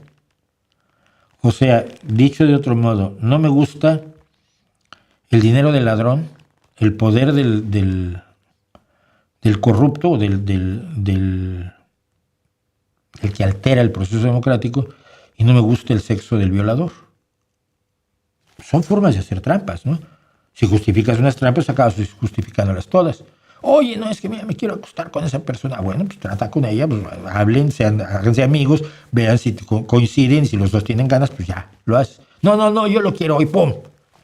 Uno es hacer trampa, el otro no es hacer trampa. Quiero ganar dinero, pues trabaja. No, lo quiero ahora, robo un banco. Robo un banco, pero eso es hacer trampa. Nunca me ha gustado el poder del usurpador. Decía, no me gusta el dinero del ladrón, el poder del usurpador, ni el orgasmo del violador. Yo no estoy a favor de hacer trampa. Sí, deben ganarse por los dones que nos ha dado la naturaleza y por la justicia que pueda crear nuestra sociedad, porque si solamente estás por los dones de la naturaleza o por la herencia de tus papás, creas un mundo liberal, libertariano. ¿Sí? Donde la injusticia es la expresión fundamental del proceso de las relaciones sociales. Todas ellas son injustas. En una sociedad que busca la justicia no depende solo de eso, dependes de que tiene ciertos derechos, libertades y privilegios que son para todos. Por lo tanto, no son privilegios, bueno, ciertos derechos y libertades que son para todos, independientemente de que no tengan la capacidad de competir. Si la metáfora de la carrera es muy útil para esto, y porque la usaba un dirigente socialista aquí. O sea, nuestro objetivo es que todos salgan igual. que tengan la misma oportunidad al momento de salir en la carrera por la vida. Esto quiere decir que hayas tenido alimentación, que hayas tenido educación, que hayas tenido el apoyo necesario para el día que llegas a la carrera por la vida, estés tan preparado como el otro. Ese es uno de los objetivos del socialismo democrático. Luego se produce la carrera, pues no pueden ganar todos. Algunos ganarán más que otros. Pues sí, pues qué pena, ¿no? Pero si alguno cae y no puede ya competir, todos tenemos que... No podemos dejar a nadie atrás. Hay un mínimo al que todos tienen derecho. La visión libertariana es, mira, llega mejor preparado el que es más rico, el que tiene mejores padres, el que va a la mejor escuela, aquel al que le pudieron pagar el médico, y llega peor preparado el que no tuvo médico, tuvo una escuela malísima, sus padres le pegaban y no tenía buena alimentación. Y no tenía electricidad para hacer su tarea, y se iba a buscar internet, a robarse internet por allí, ¿no? O la hacía debajo de una farola como un chiquillo peruano que vi hace unos años. Y entonces, pues, meritocracia, te dicen, los liberales son meritocracia. Los dos tienen la oportunidad de ser ricos, pero uno ganó, el otro que se joda. Y no mires que el punto de partida ya era injusto. Y segundo, el que cae, el que no puede competir, para ellos debe morir. Conformarse con su suerte. Claro, es que él no se esforzó como los ricos. No seas payaso, los ricos se esfuerzan bastante menos que los obreros. ¿No? Si por ahí no paso. Entonces, en un mundo socialdemócrata, no tendrás solamente que depender de la naturaleza o tus recursos mentales, económicos, tecnológicos, porque tienes a tu sociedad cuidándote la espalda. En Vilanova hubo un accidente en un almacén de cloro y se tomaron las medidas excelentes. No sé, ¿en Vilanova? ¿Dónde? ¿Vilanova de Arousa? Es que, a ver, hay muchas Vilanovas. Acabo de estar en Vilanova de Arousa con el entrenamiento de mi hijo. Chaqueta le llamamos a la chamarra en Colombia. Es que el problema es que en México a la chaqueta también se le llama una masturbación o una paja. Entonces, Charlotte Corday fue una valiente. Yo mismo hubiera hecho lo mismo que ella. Si a mis familiares les hubieran hecho lo mismo que a los de ella. Sí, pero el punto aquí es el siguiente. La venganza individual se entiende, pero no se justifica. Y no se puede tomar como base para la organización del derecho en una sociedad. Una sociedad no puede tomar venganza. La sociedad tiene que ser moralmente superior a los individuos. Si no, tienes un gobierno corrupto y vil. ¿Qué opinas de los que son físicos y filósofos al mismo tiempo? Exactamente lo mismo que opinan los que son físicos y católicos, judíos o musulmanes al mismo tiempo, que viven una contradicción que ellos resuelven en su disonancia cognitiva. Creen dos cosas distintas y opuestas. No sé cómo le hacen, pero me das pie, ya son 20:22. No, sí. Me das pie a esto que estaba yo pensando el otro día porque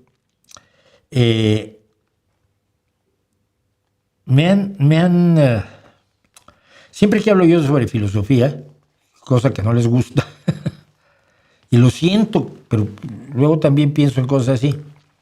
Siempre que hablo de filosofía me dicen, pero la filosofía creó la lógica y la lógica es parte de la filosofía y entonces sirve muchísimo. La lógica sirve muchísimo, por supuesto. La base de las matemáticas, sobre todo cuando la lógica aristotélica pasa por Avicena y se empieza a generar la lógica actual que tiene muy poco que ver con la filosofía. Y entonces me puse a buscar y hay muchas personas que te dicen que la lógica no es parte de la filosofía. Pero la creó Aristóteles. Ya. Pero eso no la convierte en parte de la filosofía. Las reglas, la lógica, ¿qué hace la lógica? Es tratar de... La lógica es una forma de determinar la validez de una proposición. Validez, no verdad. Si yo digo, todos los perros son fantasmas reencarnados y todos los... Si digo todos los perros son animales, son fantasmas reencarnados, y digo todos los cachorros son perros, la conclusión en la lógica aristotélica es que todos los cachorros son fantasmas de seres reencarnados. ¿Es válida la proposición? Por supuesto que es válida. ¿Es verdad? No es cierto, porque una de las premisas es más falsa que un dólar anaranjado. No es cierto que los perros sean, o no está demostrado, y por lo tanto no se puede considerar que es cierto que los perros sean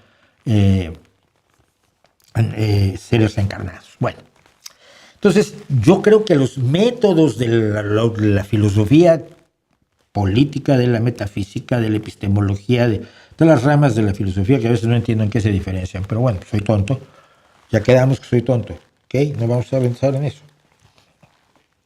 Siento que los métodos son radicalmente diferentes, porque la lógica tiene un cierto rigor, tiene reglas específicas a seguir, tiene tablas de verdad o de validez de las proposiciones, y el resto de la filosofía no tiene nada de eso, nada. ¿Sí? Uno puede decir, yo creo que el mundo es material solamente. No, yo creo que todo el mundo es ideal, todo lo hace la mente. Entonces vivimos en la Matrix. De ahí salen esos tontos que dicen, vivimos en la Matrix. Ninguno de ellos tiene bases. Se vale lo que sea, se vale decir lo que sea, se vale ser filósofo de Vladimir Putin y se vale ser un filósofo socialdemócrata. Aunque el de Vladimir Putin quiera destruir Europa, matarnos a todos, esclavizarnos a todos, y porque es un gran filósofo, porque estudió filosofía y hace libros de filosofía política. Yo siento que la diferencia entre la lógica y la filosofía allí es enorme. Entonces, empezando con Aristóteles, siempre empezamos con él. Nadie sabe que Aristóteles tuviera esta cara, ¿eh? Acuérdense que sus libros los tenemos gracias a que la edad de oro del Islam recuperó y mantuvo y conservó algunos de los textos griegos de la Grecia clásica, y luego ya se reencontraron en la Edad Media, pero nadie sabe que fuera Aristóteles, pero te lo imaginas. Bueno, ese era Aristóteles. Peinadito, qué barbaridad de peinadito, pero bueno. Entonces, Aristóteles codificó la lógica. Sí. ¿Eso hace que la lógica sea parte de la filosofía? A ver, porque entre los libros de Aristóteles también está la física, ¿no? Como Aristóteles escribió la física es parte de la filosofía. Pues no creo. Aristóteles escribió la poética, que es probablemente el libro que más me gusta a mí de Aristóteles, porque es válido, porque eran observaciones, es una colección de observaciones rigurosas sobre la estructura de las narraciones dramáticas, cuentos, novelas, películas, series de televisión, obras de teatro, toda la narrativa. Y todo mundo que hace narrativa estudia la poética porque las observaciones de Aristóteles son maravillosas, porque son aplicables en la realidad, porque están basadas en lo que él veía realmente en el teatro griego, y te dicen cosas que luego te das cuenta, ¿por qué no funciona esta película? Bueno, porque no pasa nada, ¿por qué no? ¿Qué tiene que pasar? Tiene que pasar lo que Aristóteles en la poética te cuenta cómo tiene que desarrollarse una narración. Tiene que haber un problema, tiene que haber un protagonista, el protagonista tiene que cambiar, tiene que haber una resolución del problema, tiene que haber un enfrentamiento con el problema y después un desenlace. Te acabo de contar todas las películas del mundo y todas las novelas del mundo. No puedes meter más protagonistas, puedes hacerlas mucho más complejas, pero esa es la base. Entonces la poética es filosofía. Yo creo que no, yo creo que es un análisis de la narrativa como los análisis de guiones que hacemos. Bueno. Pero dejemos a un lado al joven Aristóteles que tanto les gusta. Por cierto, dice el filósofo de Putin que Galileo era imbécil porque hizo creyó una realidad no aristotélica que está equivocada, porque solo Aristóteles tiene razón. Es el filósofo de hoy. Tales de Mileto descubrió que al frotar el ámbar con lana, atrae objetos livianos, lo que hoy conocemos como electricidad estática. ¿Eso era filosofía o era una observación empírica independiente de su marco conceptual? Es decir, él puede interpretarlo de muchas maneras. O los dioses hacen magia cuando frotas el ámbar. Da igual lo que interprete. La observación del hecho fáctico de que el ámbar, cuando lo frotas con lana, atrae plumas y cosas así pequeñas, ¿es filosofía? Tales también desarrolló el teorema de Tales, que inmortalizaron, por supuesto, Lelutier en su absolutamente clásico y maravilloso teorema de Tales, que yo cantaba el día que tuve que demostrar el teorema de Tales en un examen. Si tres o más paralelas, si tres o más paralelas son cortadas, por dos transversales. Ese teorema de Tales, ¿es filosofía o es matemáticas? ¿Cómo se diferencia lo del ámbar o lo del teorema de Tales con lo que dice Tales de que el principio de todo es el agua? Que no es. Eso es filosofía, pero lo otro no es filosofía. Dos ejemplos más, voy a ser pesado hoy. Pitágoras de Samos. Pitágoras de Samos descubrió las leyes de los intervalos musicales en quintas perfectas, las relaciones aritméticas en la escala musical, con lo cual da las bases para toda la música que tenemos en la actualidad, por lo menos la música occidental. Cuando hizo esto, ¿estaba haciendo matemáticas o estaba haciendo filosofía? Las relaciones son aritméticas. Ya sabes, una cuerda, la compones a la mitad, pues es la octava de la cuerda original, más aguda, pero es la misma nota. ¿Eso en las matemáticas o era filosofía? Cuando demostró el teorema de Pitágoras, ¿era matemáticas o filosofía? Ya sabes, el cuadrado de la hipotenusa es igual al cuadrado de los dos catetos. Y cuando dijo que la Tierra estaba en el centro del universo o dijo que había números masculinos y femeninos, ¿estaba haciendo matemáticas o astronomía o estaba haciendo filosofía? Porque en su estudio de los números, Pitágoras dijo que había números bonitos y feos, y números positivos y negativos, mucho numerólogo bobo lo cree todavía, y números masculinos y femeninos. Bueno, ¿estaba haciendo matemáticas en ese momento o estaba haciendo filosofía? Entonces, si son tan diferentes las cosas que estaban haciendo, ¿por qué las llamamos iguales? No deberíamos. Una de las características del lenguaje es la capacidad de nombrar a cosas distintas, con palabras distintas, para poder entender de qué estamos hablando. Termino con Descartes. Cuando desarrolla la geometría analítica, ¿Descartes está haciendo filosofía? Yo diría que no. Cuando expuso la ley de la refracción de la luz, ¿hizo filosofía o estaba haciendo física? Yo diría que estaba haciendo física. Y cuando afirma la absoluta libertad del acto creador de Dios, o cuando dice que él cree en el dualismo cuerpo-mente, ¿está haciendo física o está haciendo filosofía? Ya está haciendo filosofía. Ya sabemos que no hay números masculinos y femeninos, ya sabemos que la Tierra no está en el centro del universo, y ya sabemos que el dualismo mente-cuerpo pues, es una patraña en la que solo creen algunos filósofos todavía, ¿no?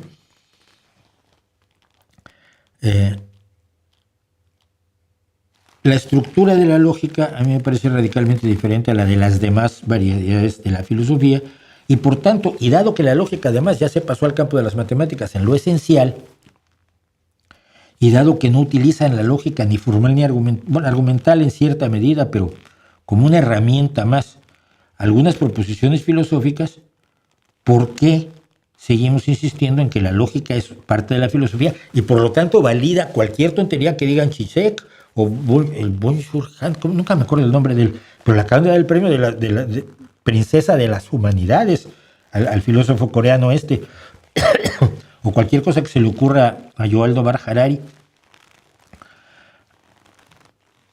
No me parece que sean igualmente válidas. Yo creo que tenemos que separarlos, y del mismo modo en que la filosofía a veces se quiere ocultar atrás de las humanidades, cuando me dicen, la filosofía es como la historia y la psicología y la sociología y la arqueología. No. Porque todas las otras disciplinas han estado tendiendo a la ciencia, y la historia hoy utiliza un montón de herramientas de la ciencia para darnos una mejor narración del pasado, y la sociología utiliza las herramientas de las matemáticas de una manera complicadísima y profundísima para darnos una visión real de la sociedad, y lo mismo hace la arqueología, que utiliza desde la química, la anatomía, la fisiología, la física, la radiactividad, la datación de materiales, etcétera, etcétera, para poder contarnos también el pasado de buena manera. Pero nada de eso tiene que ver con la filosofía, que además yo sigo sin saber exactamente cómo se define. ¿Ya me dieron lo suficiente? Bueno, pues muchas gracias. Vamos entonces, como decíamos, a tratar el tema del dolor en nuestras cosas que sabemos. No es cierto. Decía la utilidad del dolor. La semana pasada creo que lo expliqué, lo voy a explicar un poco más ahora, ya se nos hizo un poco tarde. El dolor es nuestro sistema de alarma. El dolor es el que nos avisa que algo está mal y que tienes que tener cuidado y prestarle atención.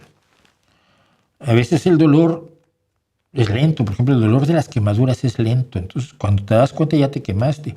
En cambio, los pinchazos, si no te acercas a algo picudo, te alejas rápido y no te atraviesas. Los impulsos nerviosos viajan a diferente velocidad, distintos impulsos nerviosos en distintas haces de nervios que no son los mismos. El dolor es nuestro sistema de alarma, te dice, me rompió una pierna, no la apoyes. Bueno, y si la quiero apoyar, te duele. Mejor no la apoyo. Me duele la muela, ve al dentista. No voy, te va a doler más. Vea que te hagan algo con esa muela. Es un sistema utilísimo.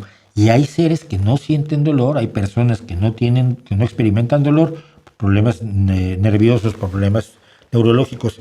Y la lepra lleva mucho a que no haya sensación de dolor en las extremidades, que pueden quemarse o cortarse un dedo, o sufrir una amputación, o sufrir una herida gravísima y no darse cuenta. Eso de vivir sin dolor, hay que vivir sin dolor gratuito. Eso es lo que no entienden los religiosos, que les gusta tanto el dolor gratuito. Pero el dolor es un elemento enormemente importante y eso es lo que vamos a contar hoy precisamente en nuestras cosas que sabemos. Ya adelanté bastante, pero lo cuento mejor allí porque era más estructurado. Hace años hice esto. Y regresamos en 8 minutos. La utilidad del dolor.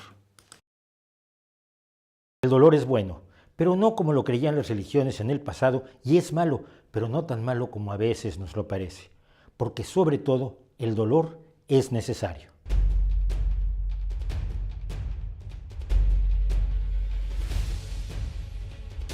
No resulta fácil ver al dolor como un elemento útil, de hecho indispensable en la evolución de la vida, para nuestra especie y para nuestra existencia como individuos.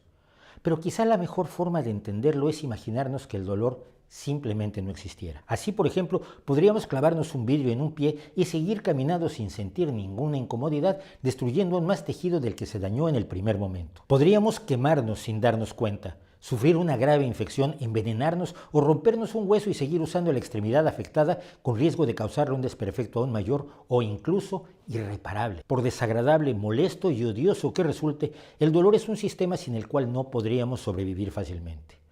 El dolor nos informa que algo anda mal y que debemos prestarle atención a alguna parte de nuestro cuerpo, o bien que no debemos utilizarla por estar dañada y en proceso de curación o cicatrización. Los encargados de este sistema de alarma por todo nuestro cuerpo son los nociceptores, neuronas especializadas en la recepción y transmisión de los estímulos dolorosos. Hay distintos tipos de nociceptores. Algunos reaccionan ante temperaturas muy altas o muy bajas, otros ante la fuerte presión que provocan cortes o golpes, e incluso actúan con frecuencia para provocar reflejos de protección como retirar la zona dolorida de la causa del dolor. Ante la estimulación química, ante la presencia de inflamación a su alrededor, incluso algunos nociceptores no provocan la sensación que llamamos dolor. Por ejemplo, al ser estimulados, los nociceptores situados en los pulmones provocan tos. Los estímulos dolorosos se disparan por la presencia de una serie de sustancias químicas, la llamada sopa inflamatoria, una mezcla ácida formada por multitud de sustancias. Están las prostaglandinas y el potasio que liberan las células dañadas. La serotonina, liberada por las plaquetas sanguíneas que entran en acción para coagular la sangre en las heridas. La bradiquinina, liberada por el plasma sanguíneo, y la histamina, liberada por los mastocitos, células implicadas en la cicatrización y defensa contra patógenos. Los impulsos nerviosos enviados por los nociceptores se transmiten por distintas vías a través de la médula espinal hacia el encéfalo y especialmente hacia el tálamo, que a su vez lanza impulsos hacia las zonas del cerebro encargadas del estado de alerta y las emociones, todo lo cual lleva a ese estado subjetivo que nosotros llamamos dolor. Una vez que sabemos que algo nos está dañando y hemos dado los pasos necesarios para evitar daños posteriores y curar los ya causados, el dolor, sin embargo, no desaparece automáticamente y se puede convertir en un problema por sí mismo. Algunos tipos de dolor parecen poco útiles, como el dolor de muelas, o especialmente intensos sin que se pueda hacer nada para evitar su causa, como ocurre en el cáncer. Existe además el dolor crónico, una afección en la que la sensación de dolor en una persona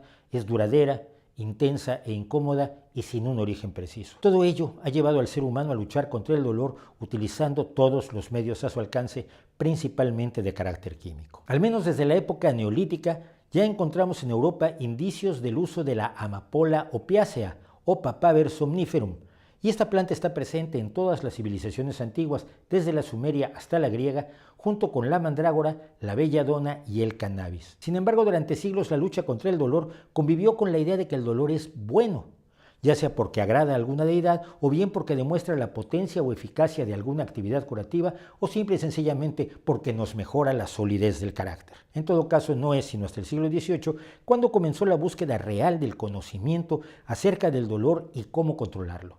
El primer logro fue en 1803, cuando Friedrich Wilhelm Serturner aisló a partir del opio los cristales de lo que llamó morfina, uno de los más potentes analgésicos conocidos. Más o menos al mismo tiempo se exploraban las capacidades anestésicas del óxido nitroso y el éter, llevando a que en 1840 William Thomas Green Morton hiciera la primera demostración pública de una cirugía con anestesia a partir de éter. Poco después, James Young Simpson sustituiría el éter por cloroformo después de experimentar con diversos compuestos. Y para 1880 la anestesia se había convertido en parte de la cirugía, como hemos comentado en un video aquí mismo. Esto sirve para recordar que hasta entonces todas las intervenciones quirúrgicas, incluidas las amputaciones, las incisiones cesáreas y otras, se realizaban sin anestesia y apenas con algún apoyo analgésico como el que podían ofrecer grandes ingestas de alcohol. Fue hacia fines del siglo XIX cuando comenzó a estudiarse seriamente la fisiología del dolor y se empezaron a proponer diversos modelos médicos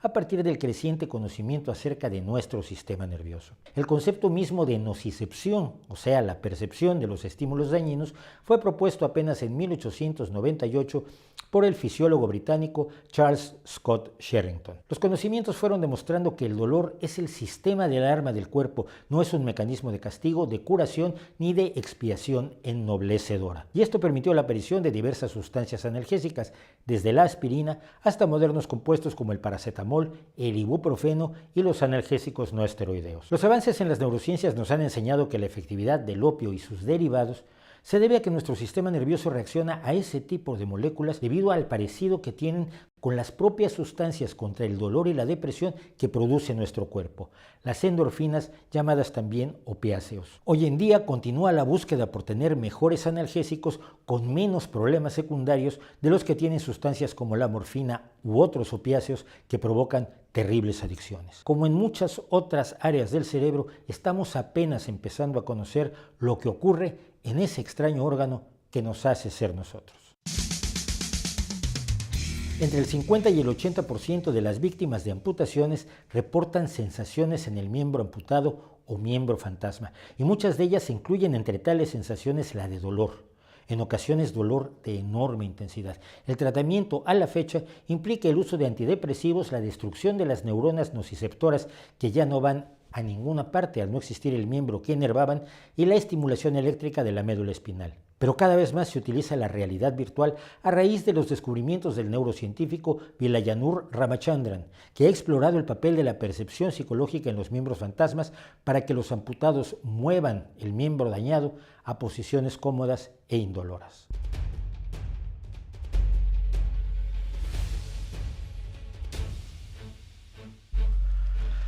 Pues esa es la historia del dolor, de lo que sabemos del dolor y de lo que nos sirve el dolor. Y voy a seguir. Hay una cosa que se me pasó decir cuando estaba yo hablando de el tema de la filosofía y la lógica. Una de mis discusiones con los gloriosos, con los bifilósofos, o bilósofos, perdón, como les llaman, es esto. Cuando me dicen, es que Voltaire era filósofo, ¿no? Era abogado. Claro, analizando el derecho, pues, desarrolló parte de sus ideas. No, pues si pensó, era filosofía. Montesquieu no era, tampoco estudió filosofía. Leyeron filosofía, pero Bacon era filósofo, ¿no? Bacon lo que hace es criticar precisamente a la filosofía, criticar la forma de razonamiento previa y proponer una forma distinta de hacer las cosas porque la anterior no había funcionado. ¡Sorpresa! Y toda esta idea de que todo lo que se pensó bien era filosofía, ¿no? Que no sea otra cosa, análisis político. Yo me acuerdo cuando leí Los derechos del hombre de Thomas Paine, que lo que hace él es criticar a los filósofos que usan a la antigüedad como precedente, ¿no? Como modelo. Y cómo la libertad de pensar que trae la revolución científica es la que permite pensar en los derechos del hombre, pero no veo que lo haga como una reflexión filosófica, sino como una propuesta humana, distinta de las abstracciones.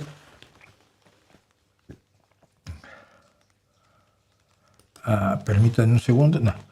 Distintas de las abstracciones generales. Entonces, yo siempre llego a la conclusión de que cuando alguien piensa algo que les gusta a los filósofos, dicen que es filósofo. Aunque no lo sea. Aunque no sea ni siquiera su intención, ¿no? Serlo, ni mucho menos. Pero, en fin. Bueno, porque dice Andrés Rodríguez, un profesor me decía que la filosofía no es más que un género literario y yo estaría de acuerdo con él completamente. Gelvita Menino cuenta que mataron a una influencer jalisciense cuando estaba transmitiendo en vivo, sí, en México, una chica de 22, 23 años que tenía un salón de belleza y fue asesinada por un sicario. La vida es barata cuando el gobierno la pone barata. El abaratamiento de la vida en México, cualquiera puede contratar de manera bastante económica a una persona para que te asesine, como antes ocurrió en Colombia, pues es un logro de los sucesivos gobiernos, ¿no? Ni siquiera solo de los de Morena, ¿no? Sino de los... Morena es el PRI 2.0, el PRI 1.0 tuvo mucho que ver en este asunto, por supuesto, ¿no? Entonces, si ven que estoy diciendo algo raro, es que los cambios de estación, por alguna razón, pelo. tengo peladuras de piel. Pero han abaratado la vida.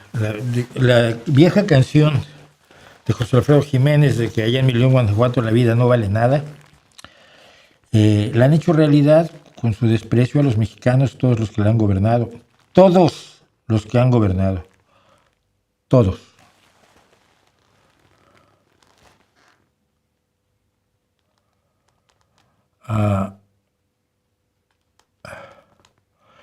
Podría definir lo que entiende por evidencia, puesto que la evidencia es compartible, pero jamás transferible. No. La evidencia es precisamente porque es transferible, es que tiene ciencia. Si a todo el mundo, si a la gente le salieran diferentes los experimentos, el experimento está mal diseñado. O la realidad se ha roto, pero hasta este momento no nos ha pasado. Si tú repites un experimento en las mismas condiciones y está diseñado con rigor y control de variables adecuado, sacas el mismo resultado. Esa es la evidencia. La evidencia es aquello que es constatable de manera independiente del mundo que nos rodea.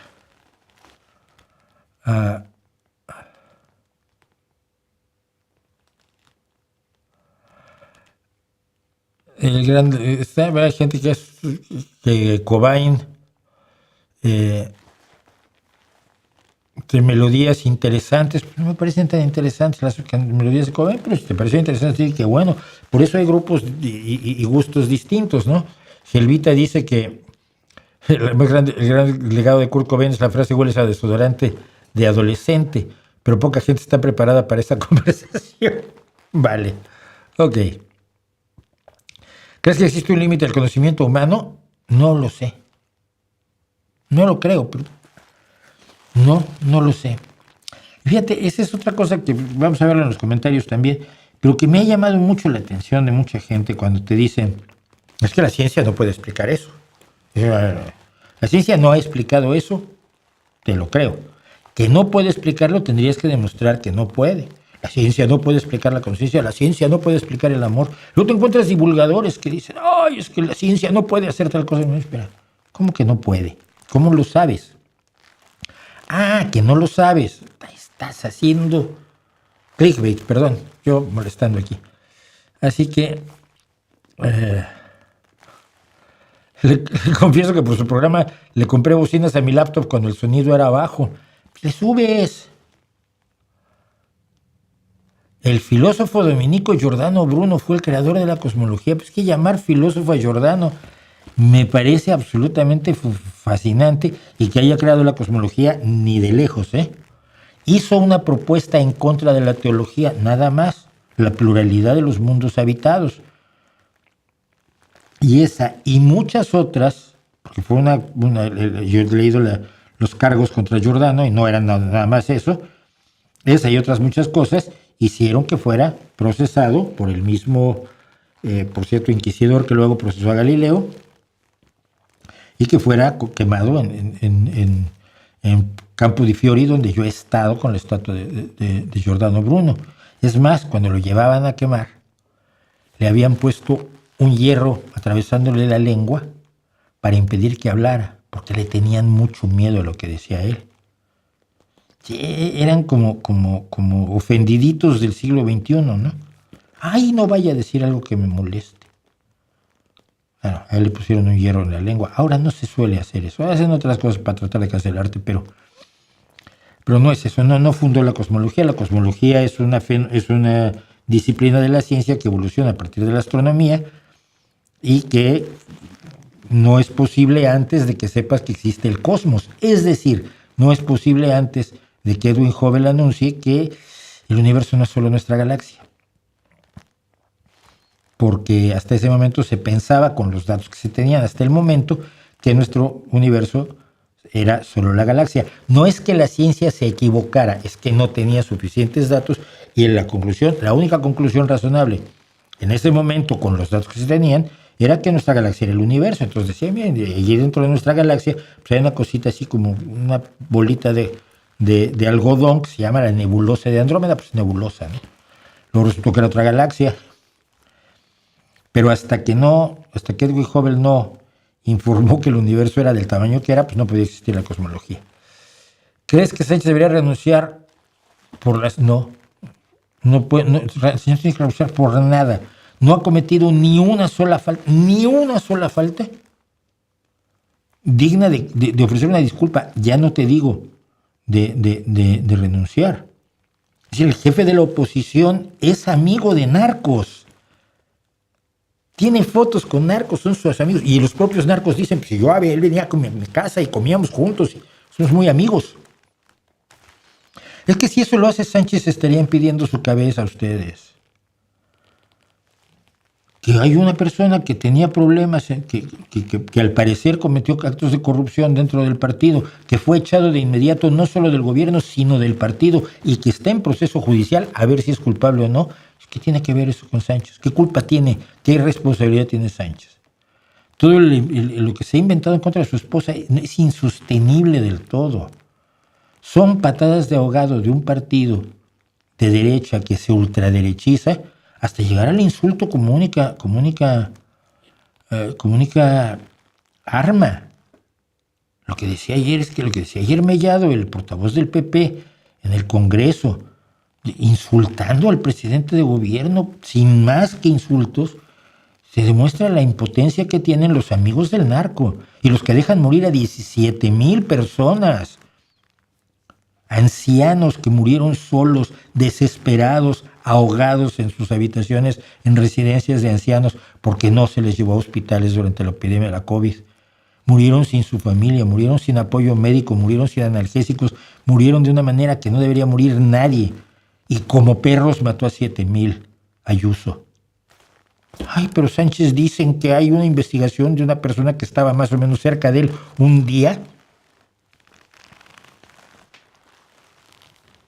Y entonces tiene que renunciar. Por favor.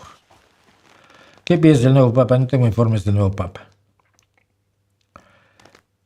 ¿Qué opina de las diputaciones y senadurías proporcionales en México? ¿Las considera útiles? No, fueron útiles.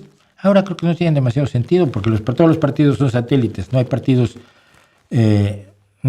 independientes. No parece haberlos.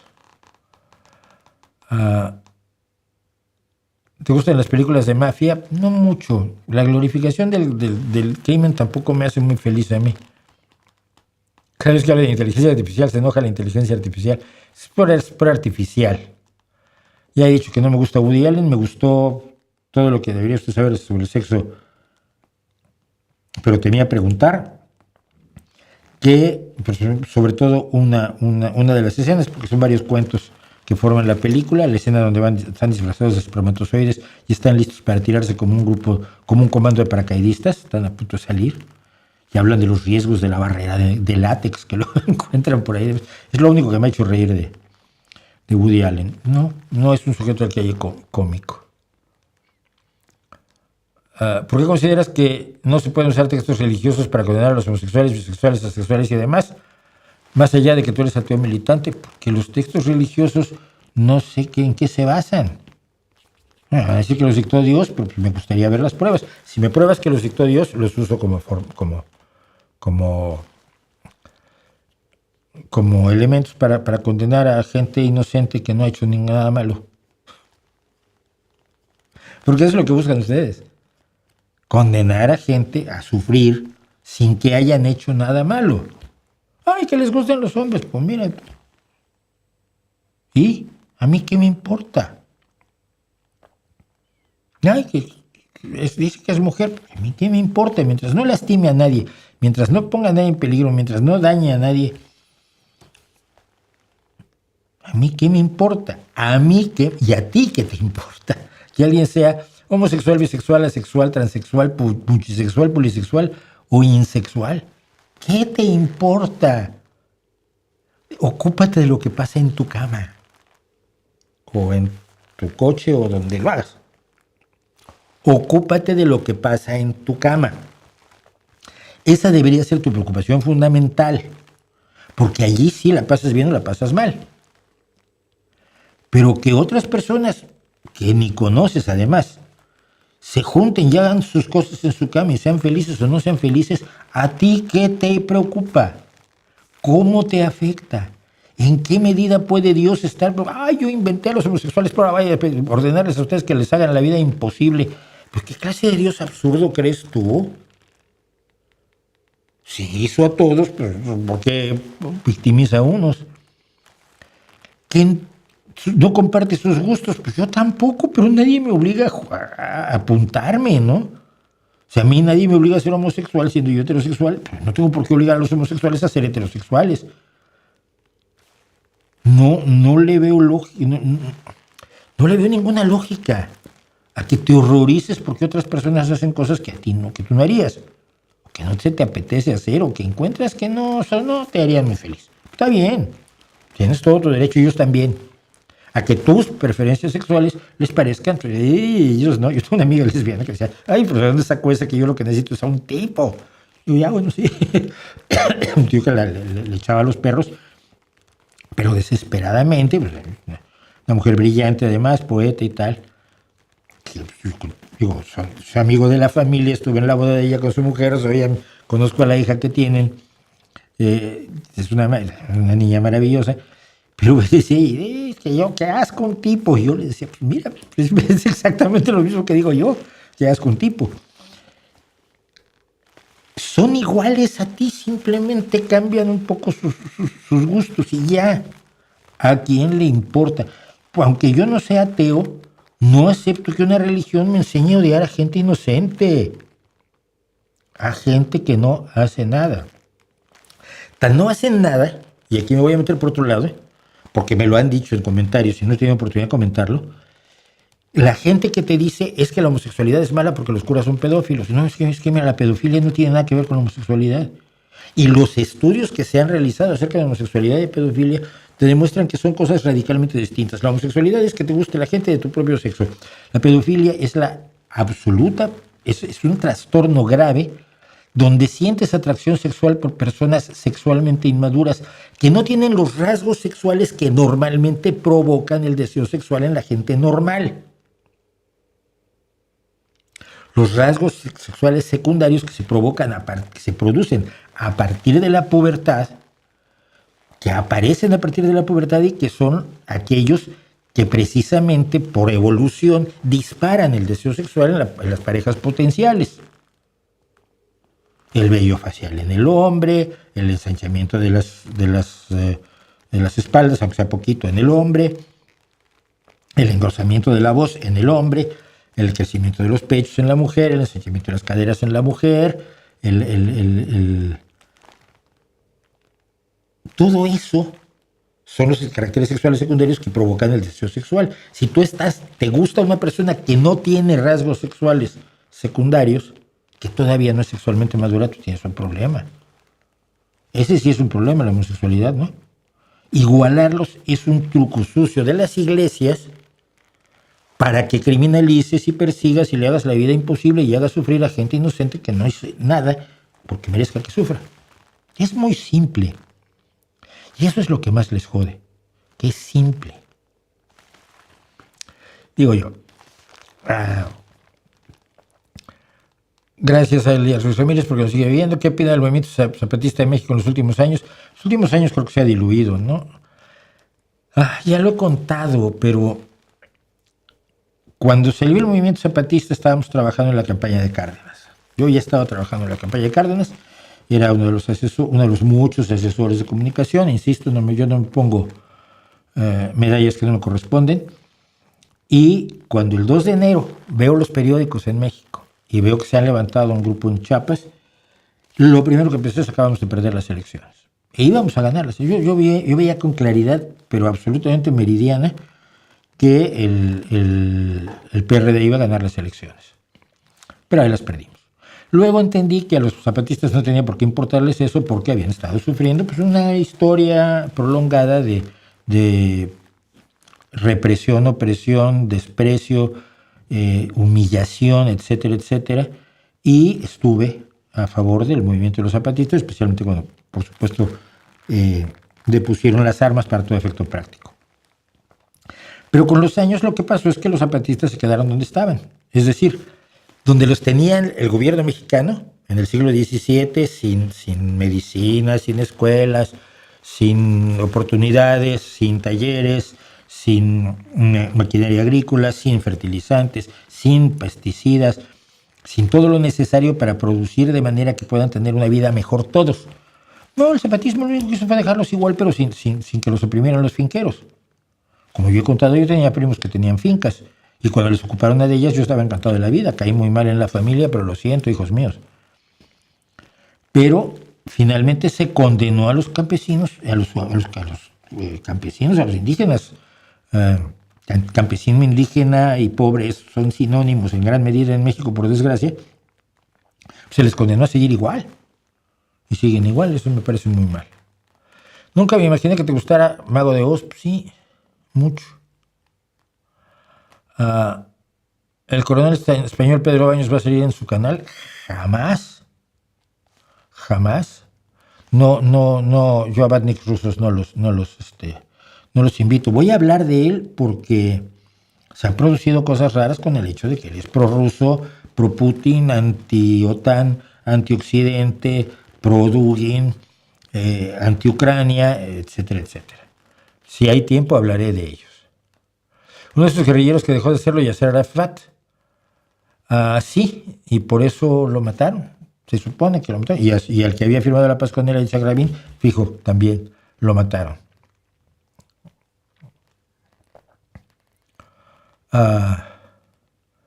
¿Qué opina la hija de Fujimori en Perú? No sé, no tengo datos. ¿Los científicos tienen fe en la ciencia? No. La fe es el creer sin ayuda de la razón. Yo creo que esto es una taza, y porque uso la razón. Si creo que esto es una taza, ya no estoy usando la razón. La fe es la creencia más allá de la razón, sin necesidad del apoyo de la razón, así es como se define.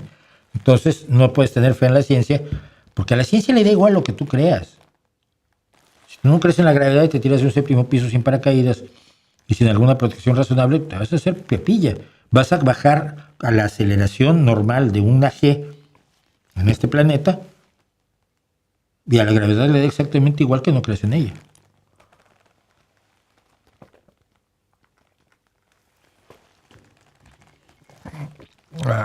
Pepe Mujica se dedicó al cultivo de flores. Bueno. era floristero. Está bien. ¿Qué es el socialismo del siglo XXI? No, no tiene nada que ver con la socialdemocracia. El socialismo del siglo XXI es una apuesta al día del viejo marxismo y no me dice demasiado. Bueno,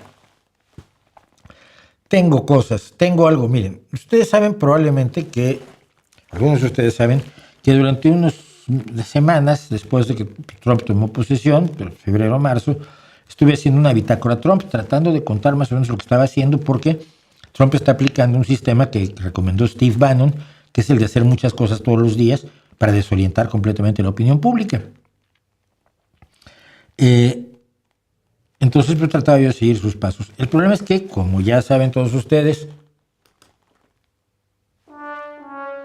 no tengo tiempo para estar haciendo un vídeo adicional todos los días sobre Donald Trump, la bitácora Trump que estaba yo haciendo. Entonces, pues como aquí me preguntan siempre sobre él, lo que vamos a tratar de hacer aquí es algunos, no todos, porque es imposible todos, eso es de locos, porque siguen haciendo eso de hacer muchas cosas todos los días para desorientar a la opinión pública y para que nadie pueda centrarse en algo. Es el mismo principio por el cual los peces andan en manchas, porque así el tiburón no sabe exactamente a cuál pez pillar, o muchas presas pues, andan en grupo, ¿no? Y este es un grupo que es muy difícil, un grupo de ideas, de acciones, de resoluciones ejecutivas, o sea, de decretos básicamente. Lo que llaman órdenes ejecutivas en inglés es el decreto. Y de nombramientos enloquecidos que, por supuesto, distraen a quien está buscando encontrar el quid del asunto. Yo creo que el quid del asunto es bastante claro en Estados Unidos, pero la idea es que vamos a tratar de hacer todas las semanas la semana de Donald Trump.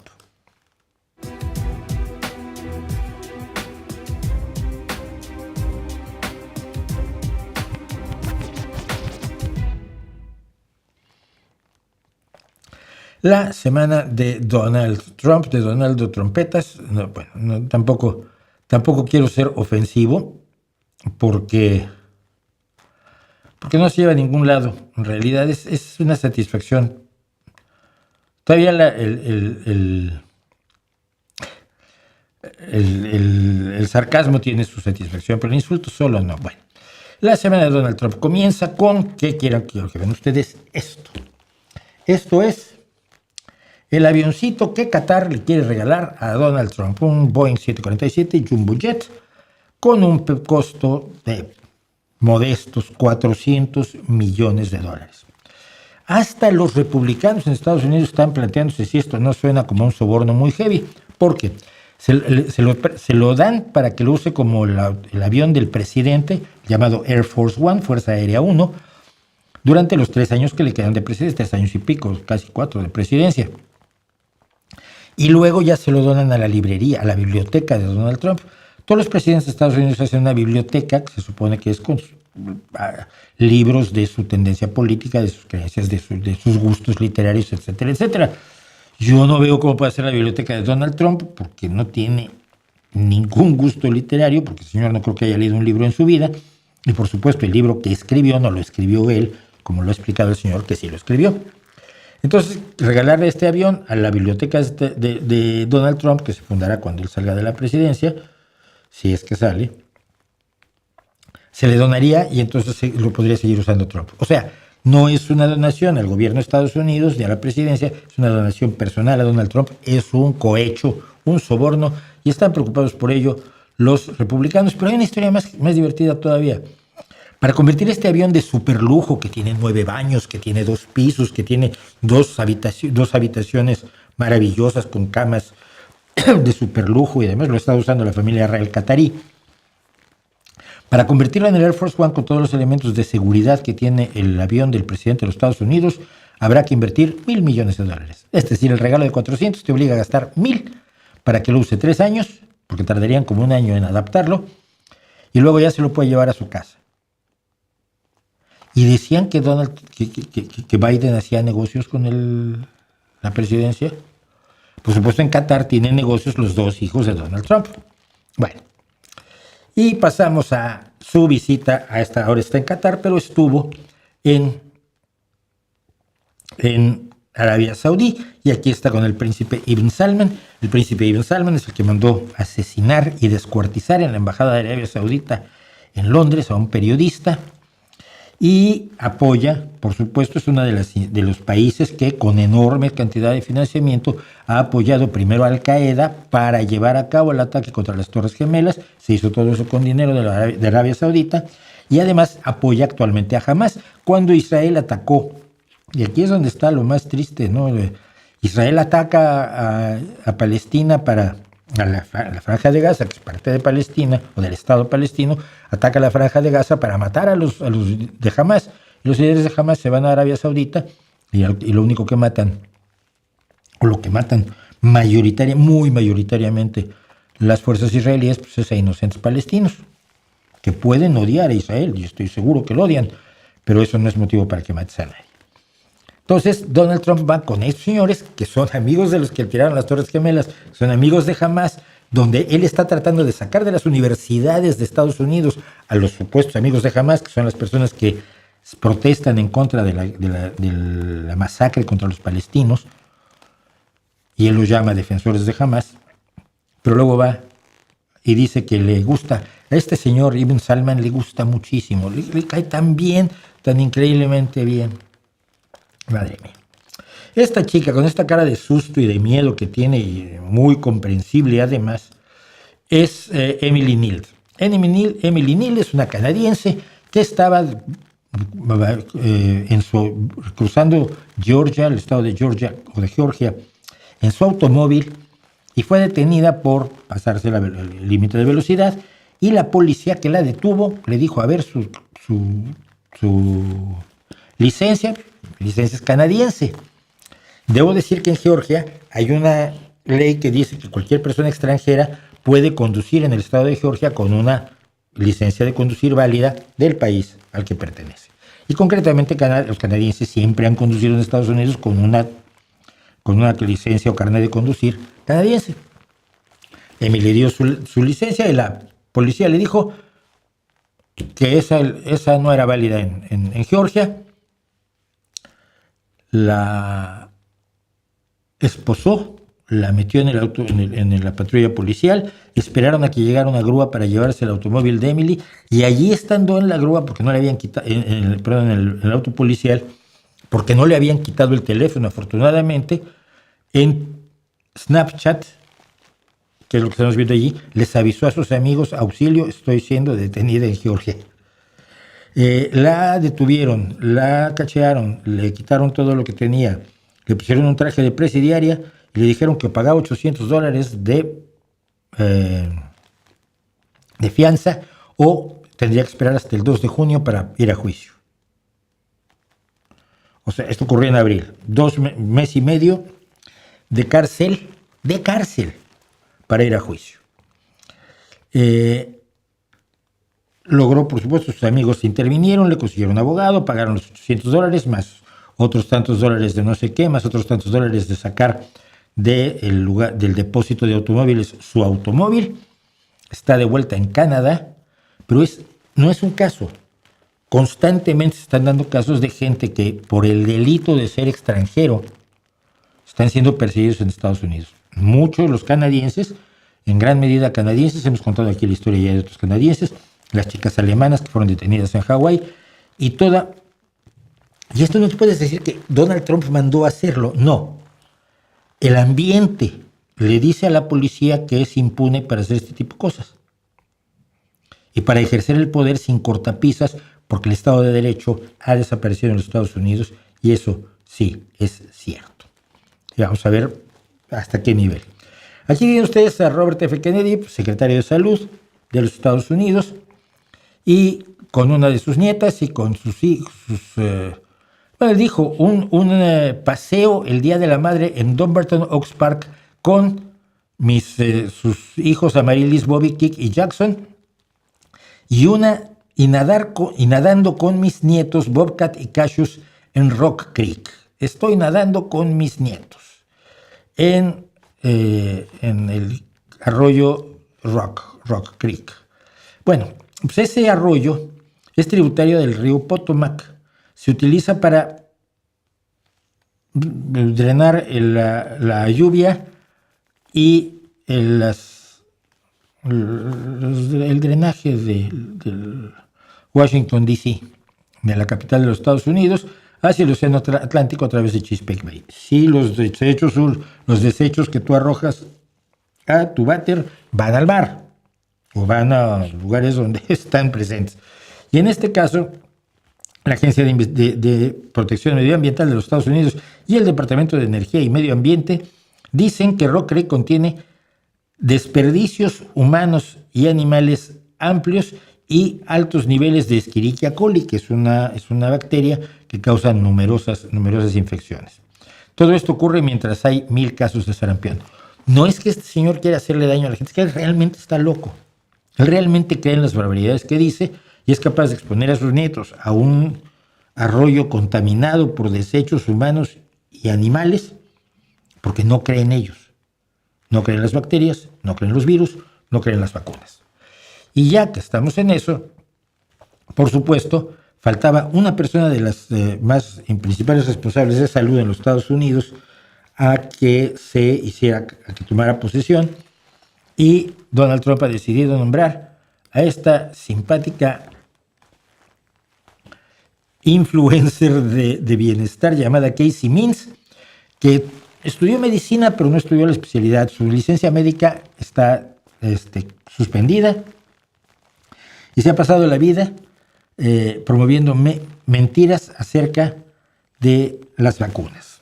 Means es muy cercana a Robert F. Kennedy y dice que, evidentemente está preocupada por las enfermedades crónicas en los Estados Unidos, pero sus remedios, por ejemplo, son la leche cruda. Ella ofrece la leche cruda como un remedio para enfermedades crónicas. La leche cruda lo que te puede dar es una enfermedad aguda que puede matarte, como la fiebre aftosa. Además, dice que deben reducirse las vacunas porque eso provoca las enfermedades crónicas, y vende suplementos alimenticios para hacer un excelente negocio, ignorando las causas fundamentales de la mala salud en busca de curas pseudocientíficas que le hacen ganar dinero, que es lo importante, quiere suponer uno. Esta mujer va a ser la cirujano general de los Estados Unidos, que es la principal asesora en términos de salud del presidente de los Estados Unidos. Y finalmente, esta especie de vampiro, que es Stephen Miller, de quien ya hemos hablado en este canal en varias ocasiones, por desgracia, desearíamos no tener que hacer, ha informado que está tratando de evitar de darle fin al recurso de habeas corpus en el derecho estadounidense. ¿Qué es el habeas corpus? Que no tenemos, creo que no lo hay en México y ciertamente no lo hay en España.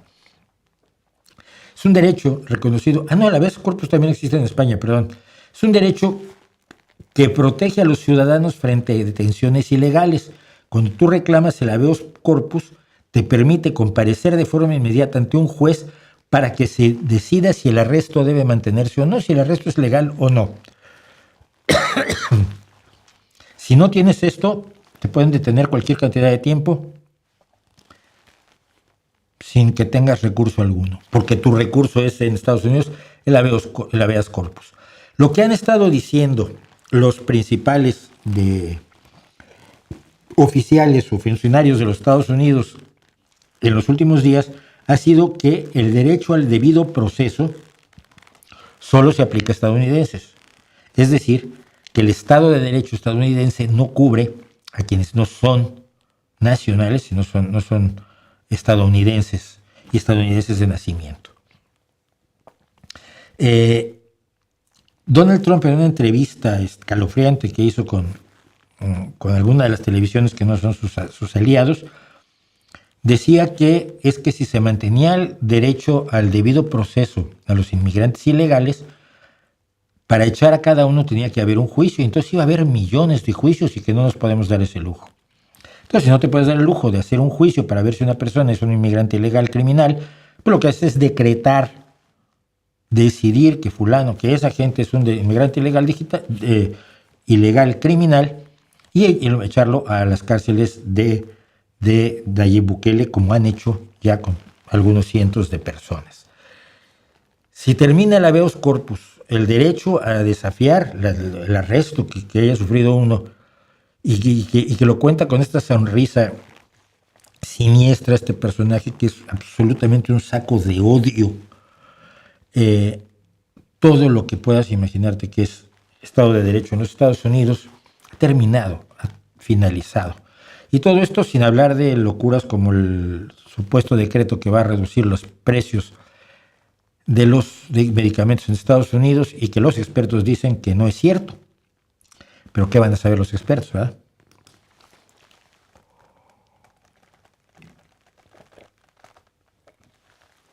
Bueno, somos 234. ¿Hablarás alguna vez de los problemas que tiene España y tiene con Marruecos? Que son eternos, no son concretos además.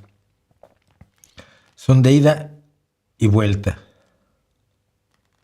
Usted le pide mucho a la sociedad moderna. No le pido mucho a la sociedad moderna, le pido que que cumpla con su responsabilidad, aprovechando todas las ventajas y glorias maravillosas que tiene.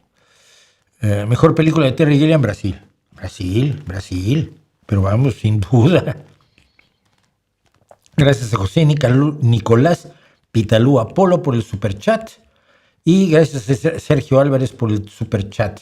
Le invito a un café, maestro, saludos cordiales, gracias por compartir su conocimiento. Con $10, aparte del café, podré comprar un croissant para acompañarlo, que siempre se llevan muy bien. Podría dedicar un video de media hora a su profesora, ¿cuál de todos? Por ejemplo, fíjate, no sé a cuál profesor te digas, pero a uno que he buscado, porque con nosotros mantuve relación a lo largo de los años, pero a David Winburn no lo he encontrado. Ni siquiera sé si fue de los primeros Globetrotters o fue ya más adelante, ¿no? Pero no he encontrado datos de él ni de sus hijas, que fueron unas compañeras. Bueno, ellas eran más pequeñas que yo. Yo estaba en la preparatoria y estaban en la secundaria, pero las recuerdo, ¿no? Bueno, ¿qué opina de los Beach Boys? Fíjate, el problema con los Beach Boys, yo siento que, a ver, evidentemente Wilson era un genio, pero sus letras siempre me parecieron como que no iban demasiado allá donde tenían que haber ido, pero musicalmente, absolutamente no tengo nada en contra de ellos. Pero, por ejemplo, Good Vibrations, que es los momentos culminantes de los Beach Boys y que fue parte de la competencia sana que tenían Brian Wilson y Paul McCartney, musicalmente es una maravilla, pero la letra es ñac, ¿no? Mientras que la letra de Hey Jude o la letra de Yesterday o la letra de cualquier cosa que hayan hecho los Beatles, Across the Universe, Un día en la vida, son letras de otro nivel que nunca tuvieron los Beach Boys. Pero es y no puedo negar, y yo la primera vez que oí Good Vibrations dije, esto es una maravilla, y era yo muy jovencito, yo tenía 10, 11 años. O sea que Polifia no. Yo soy muy del rock clásico y del metal. No, metal oigo poco. En Vilanova, en Barcelona, Cataluña, lo del accidente cloro, no me enteré, no supe absolutamente nada. ¿Cree que estudiar otros simios nos ayuda a entender mejor nuestras decisiones políticas con ciertos límites? O sea, te puede dar ideas, como te puede dar ideas cualquier organización jerárquica, te puede dar ideas también estudiar a los felinos.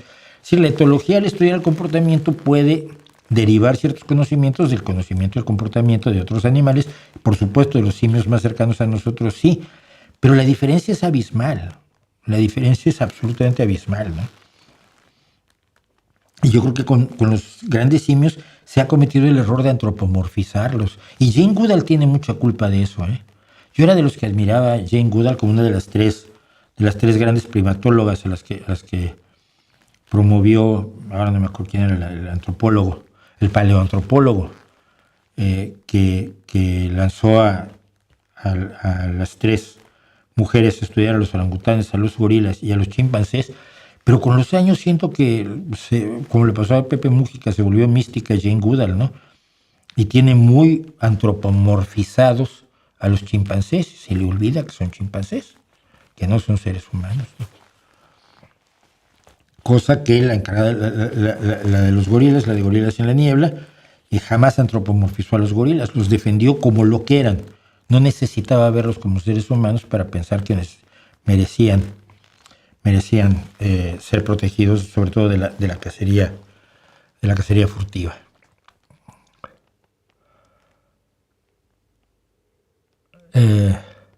Yo cada vez detesto más a los filósofos y más cuando leo entonces como Byung-Chul Han, quien refletea a otros autores y cae en contradicciones. Pues es que se refletean entre sí, sí. Cada uno necesita sacar algo novedoso, pero hay poco novedoso, ¿no? Entonces pues, te reflejas a otros. Yo no sé. Todo es filosofía, todo es subjetivo, la realidad no existe, todo está en su mente, los pobres son pobres porque quieren. Pues sí, casi no. Esa es la sucesión. Para usted, ¿quién es el sexto Beatle? ¿Jeff Lynne o Peter Jackson? No, ninguno de ellos. O sea, el quinto Beatle, por decisión del grupo, es Billy Preston. O sea, en el momento en que fue John, creo que es John Lennon el que se gira, y dice, ¿estás en la banda? Estaba en la banda. Y ahí los solos de Billy Preston son parte de la música de los Beatles. Entonces Billy Preston es el quinto Beatle. El sexto Beatle es Steve Martin. Y luego ya no hay Beatles. El séptimo sería el ingeniero de sonido. Siempre se me olvida el ingeniero de sonido. Déjame buscarlo.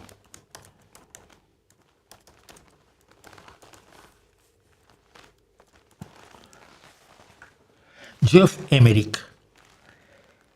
Geoff Emerick, que murió en 2018, fue el ingeniero de sonido de toda la producción de los Beatles. La visión musical la tenía Martin, ¿ok? George Martin. Es el sexto Beatle. Pero el que les dio las ideas técnicas para llevar a cabo un montón de cosas, y estoy pensando en las locuras técnicas como las de For the Benefit of Mr. Kite o Un Día en la Vida, entre otras muchas, es Geoff Emerick, que es el que trabajaba directamente con las grabadoras de cinta de 2 y de 4 pistas. Era horroroso aquello. Solo tenías 4 pistas. Hoy puedes tener cualquiera en su programa de edición de música, en su Pro Tools, 17 pistas y le faltan y puede poner otras 20. Ahora trabajabas con 4. Y Geoff Emerick hizo magia con el sonido de los Beatles y les enseñó a usar los aparatos para que luego la creatividad de McCartney y la creatividad musical de ellos y la visión de Martin se concretaran en obras maravillosas, ¿no? Entonces, para mí sería así: jugaríamos el quinto Beatle, Billy Preston; el sexto Beatle, George Martin; y el séptimo Beatle, definitivamente Geoff Emerick. Cada vez que lees algo de los Beatles y te hablan de Geoff Emerick, empieza a sumar. Y cuando acabas de sumar dices, este tipo tuvo una influencia monstruosa, gigantesca, importantísima en el sonido que genera una banda, que prefigura todo el rock que viene, ¿no? El otro día me preguntaba en sus bandas de rock progresivo favoritas, y me decía Rush, Moody Blues, Jethro Tull, los Beatles. Y me dijo, ¿cómo que los Beatles? A ver, los primeros que llevan una orquesta sinfónica a hacer rock son los Beatles. Los primeros que utilizan aproximaciones modales, escalas modales, son los Beatles. Los primeros que beben en Bach para hacer la entrada del Penny Lane son los Beatles. ¿Cómo no va a ser una banda de progresivo? No, pero es que también es una banda de pop. Sí, son banda de pop y de rock y de rock de goma de mascar y de rock clásico y son los fundadores del rock pesado con A. Bulldog y con Helter Skelter. Lo prefiguran todo. Y uno de los elementos clave para mí siempre será Geoff Emerick. Ese no se lo esperaban, ¿verdad? Los tengo.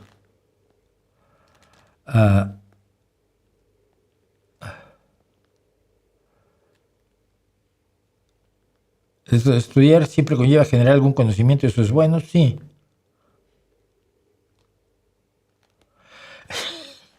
Vale, sí, lo hice con todas las... Dice José Nicolás Pitalbo Apolo. Le puse el vídeo a un amigo que empezó estudiando filosofía, pero se doctoró en matemáticas, donde dice, sus dosis de charlatanes, homeópatas, profesores de filosofía, casi se parta de la risa. Sí, lo hice con toda la mala leche del mundo. Y sí, reconozco que mi malevolencia me ganó. Bueno, el teorema de Gödel no tiene nada de filosofía. Hay alguien que está diciendo que el teorema de Gödel es filosófico. No. ¿Cuál partido político en México es el mal menor para el país? El que organices tú con un montón de ciudadanos, donde ustedes decidan qué se hace y tengan un candidato que no les diga para dónde ir, sino que ustedes le dicen para dónde ir. Si no, anda ahí. Saludos desde Locombia. ¿Conoció personalmente a Pepe Mújica? No. Conozco a pocos políticos, fíjate. Conocí más políticos aquí ya en España, y todos de nivel local, lógicamente, porque la estructura partidista es distinta. Los políticos que conocí en México eran del PRI. Estaban lejecitos, ¿no? Yo siempre he contado, y no sé si ven al caso que lo cuente, por ejemplo, políticos, cuando el PRI me ofreció una diputación, fue horroroso.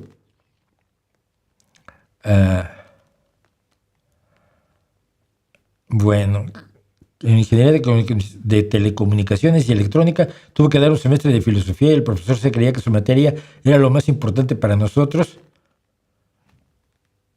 y todos no sé, ya no tuvo. Es que claro, no se puede hacer muy largos los comentarios.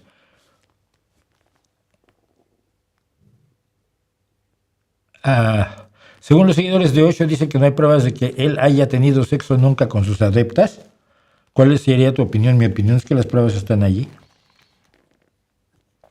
¿Qué opinas del creciente uso del celular para entretener a los niños en todo momento? ¡Wow! Se usa el celular para entretener a los niños. ¡Qué barbaridad! ¿Qué tiene el celular? No tiene nada, ¿no? La pantalla negra. Tú dices los juegos, los vídeos, la música, el vídeo del abuelo diciendo ¡hola! O sea, tú dices lo que transmite el celular, no el celular, ¿verdad? El celular no entretiene nada. Ves uno y dices,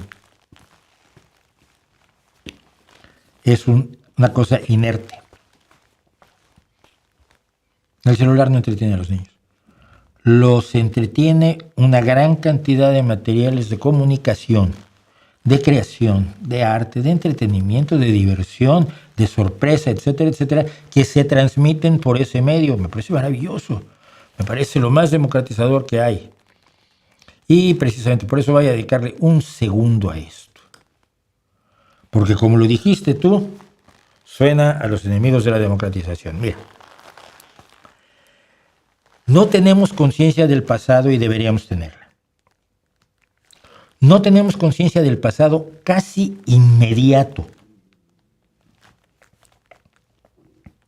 Cuando yo era pequeño, y no hace tanto de esto, ya voy a venir al payaso del salón, yo tenía un canal de televisión para niños, en blanco y negro.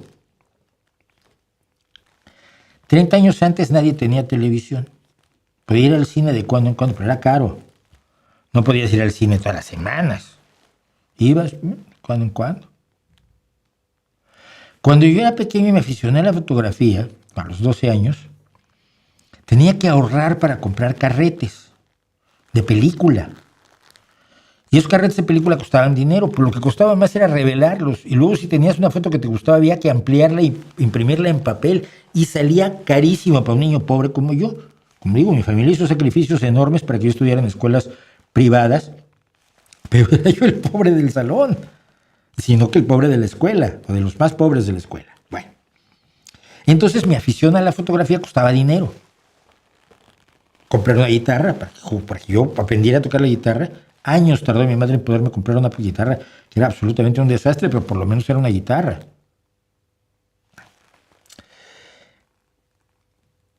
100 años antes, tu posición era estar como mi bisabuelo, ser labrador, oír música quizás en la iglesia o en las fiestas del pueblo,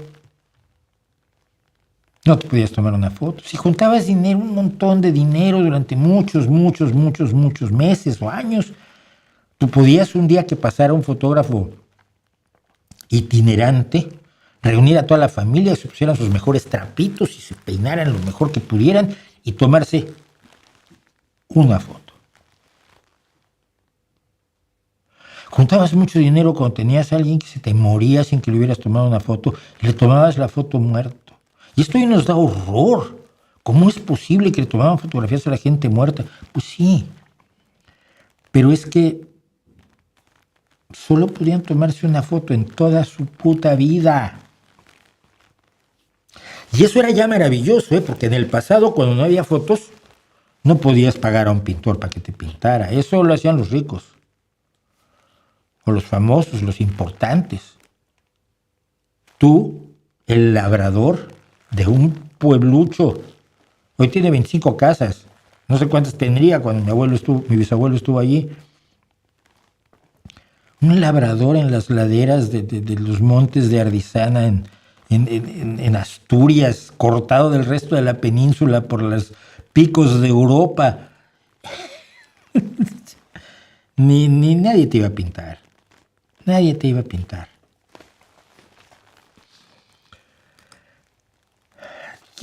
Puse 3 cosas como ejemplo. Primero, cosas de diseñador. Son fake, ¿eh?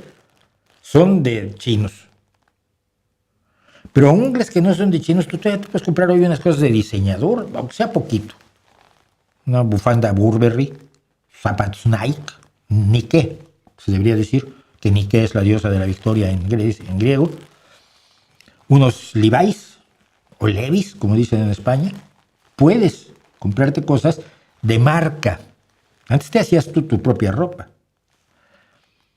Pero puedes oír música. Puedes oír toda la música que te dé la gana por una miseria al mes. Me parece caro, sobre todo porque le llega poco a los músicos, y creo que esto va a tener que cambiar, y bueno, es otra bronca que tengo con Spotify. Pero puedo escuchar toda la música que quiera 24 horas al día. Puedo internarme en la música medieval, puedo recorrer el folclore georgiano o kazajo. Puedo introducirme en las maravillas de la guitarra eléctrica africana, sobre todo sudafricana. Puedo oír bossa nova hasta que me revienten las orejas. Puedo oír metal hasta que me reviente la cabeza. Por una miseria. No me pago $14 al mes.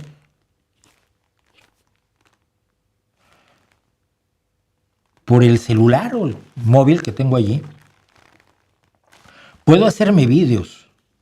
Puedo ser tiktokero. Puedo expresar mi creatividad. Puedo tomarme fotos. Todas las fotos que yo quiera con mis amigos, de mi perrito, de mis hijos, de mis papás, de mis abuelitos. Y tomarles vídeos cuando están haciendo lo más absurdo, irrelevante del mundo, como desayunar café con pan. Les puedo hacer vídeos y guardarlos para siempre. Yo, el bisnieto del labrador. Y tú. Todo esto ha sido un proceso de democratización de cosas que antes solo eran para los reyes y los papas y los arzobispos, y que hoy están al alcance de la perrada, de la multitud, de la muchedumbre, de los villanos, de los aldeanos, de nosotros. Tenemos a nuestro alcance cosas que no tenían los reyes en el pasado, y a muchos les cabrea, a muchos les enferma este proceso democratizador, donde ya hay pocas cosas elitistas, y las cosas elitistas que a veces te dan risa, ¿no? Como la gala de los Met, un Bugatti Veyron, es que es idiota. Me dice mi hijo, quiero tener un cochazo. Y yo, ¿para qué? Si no lo puedes ni sacar a la calle. ¿Quieres un automóvil que funcione, que sea útil, que tenga todas las prestaciones que quieras, y que ahora los chinos y los coreanos los hacen baratos? ¡Baratos! Antes no todos tenían burro. Y antes te hablo de hace 200 años, no te hablo de la antigüedad griega o de Mesopotamia. Las mujeres tienen muchos derechos. Queremos más, tienen derecho a más. Pero no olvidemos que hasta los años 60, la década de 1960, es decir, siglo pasado, cuando yo ya vivía, ya sé que viene el listo del salón, no podían hacerlo todo. Te voy a decir por qué. Porque si practicaban el sexo se podían embarazar. Y durante milenios hubo multitud de métodos, todos falsos, todos inservibles, para evitar el embarazo. Y las mujeres se embarazaban. Entonces tenían dos posibilidades. Practicar el celibato, que es bien incómodo, me dicen, yo no lo he practicado nunca, o practicar el sexo arriesgándose a embarazarse. Entonces, ¿qué planes puedes hacer si quieres pasar una noche con tu pareja y dentro de 9 meses te haces responsable de un hijo para el resto de toda tu vida? ¿Qué planes de vida puedes hacer? Pues hasta que no apareció la píldora anticonceptiva, ninguno. Y apareció en los años 60. Y democratizó la posibilidad para las mujeres de hacer lo que hacían los hombres. Porque antes los hombres lo podían hacer porque no se embarazaban. Pero las mujeres se embarazaban. Y entonces eso ya las ponía en una posición de inferioridad de las que las liberan los anticonceptivos. Y no tienen más de 65, 70 años los anticonceptivos. Si no nos damos cuenta del enorme cambio que ha ocurrido en los últimos 200 años, cuando el mundo, todavía a principios del siglo XX, había más reyes que presidentes, había más monarquías que democracias. Si no valoramos eso, acabamos con la de, como decía alguien el otro día, en estos tiempos los medios de comunicación, que son malísimos todos, promueven un ideal de belleza absolutamente artificial e inalcanzable. Yo los oigo, que de estos hay muchos, influencers montones que te dicen esta historia. Y bueno, ¿tú crees que todos los griegos eran como las estatuas griegas, así de guapetones? ¿O esas estatuas eran idealizaciones, como lo es un anuncio de lencería? ¿De veras crees que todos los romanos eran como las esculturas que nos llegaron los romanos? ¿O que todas las mujeres eran tan guapas como las pintaban en el medievo? No. Todos hemos tenido ideales de belleza inalcanzables durante toda la historia humana, porque así somos. Al mismo tiempo, nos acabamos haciendo una vida de pareja con alguien que no cumple sus ideales de belleza, ¿no? Porque nosotros tampoco los cumplimos. Yo no soy ningún Apolo salido de la mano de Fidias. Pero ha sido una democratización del todo que tenemos que apreciar y sobre todo rechazar a aquellos que buscan que rechaces la democratización en áreas de una pureza absolutamente imaginaria, absolutamente ascética, de monje cartujo, de miedo a lo nuevo, de horror a la comunidad y a la comodidad y al vivir una vida más digna y mejor y al poder tener las fotos de tus abuelitos y de tu perrito, que es un derecho que antes solo tenían los reyes. Y hay gente a la que no le gusta que tengas lo que antes tenían los reyes. Y me caen tan mal, tan increíblemente mal. Y ya me falta un montón de cosas, como siempre me pasa. Es una cosa espantosa, nunca logro terminar lo que quiero, pero vamos a tratar de hacer a toda velocidad los comentarios, que esta vez eran trinitarios, porque yo que sé por qué.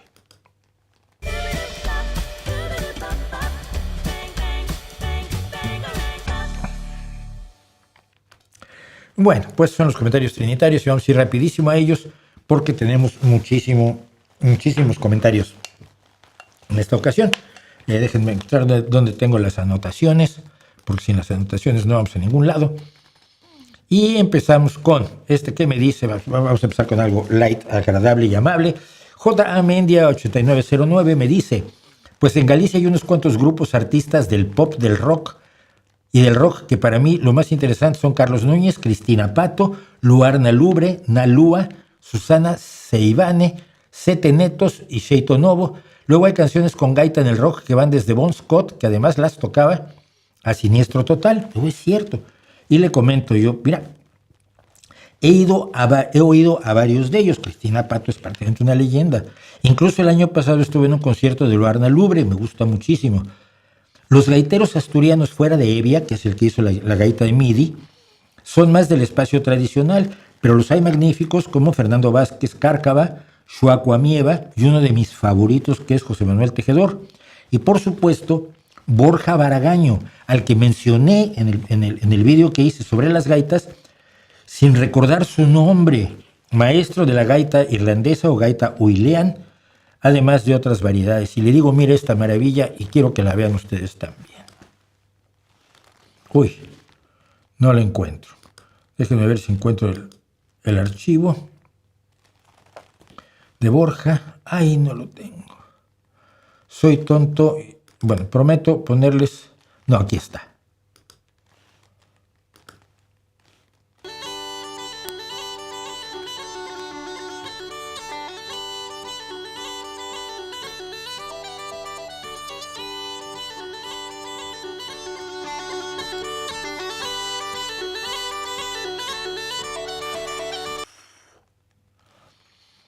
Es absolutamente de locos. Toca, porque si se dan cuenta, con el brazo derecho está moviendo el fuelle, con el izquierdo está la vejiga, la bolsa, con la cual lanza el aire a los tubos de la gaita.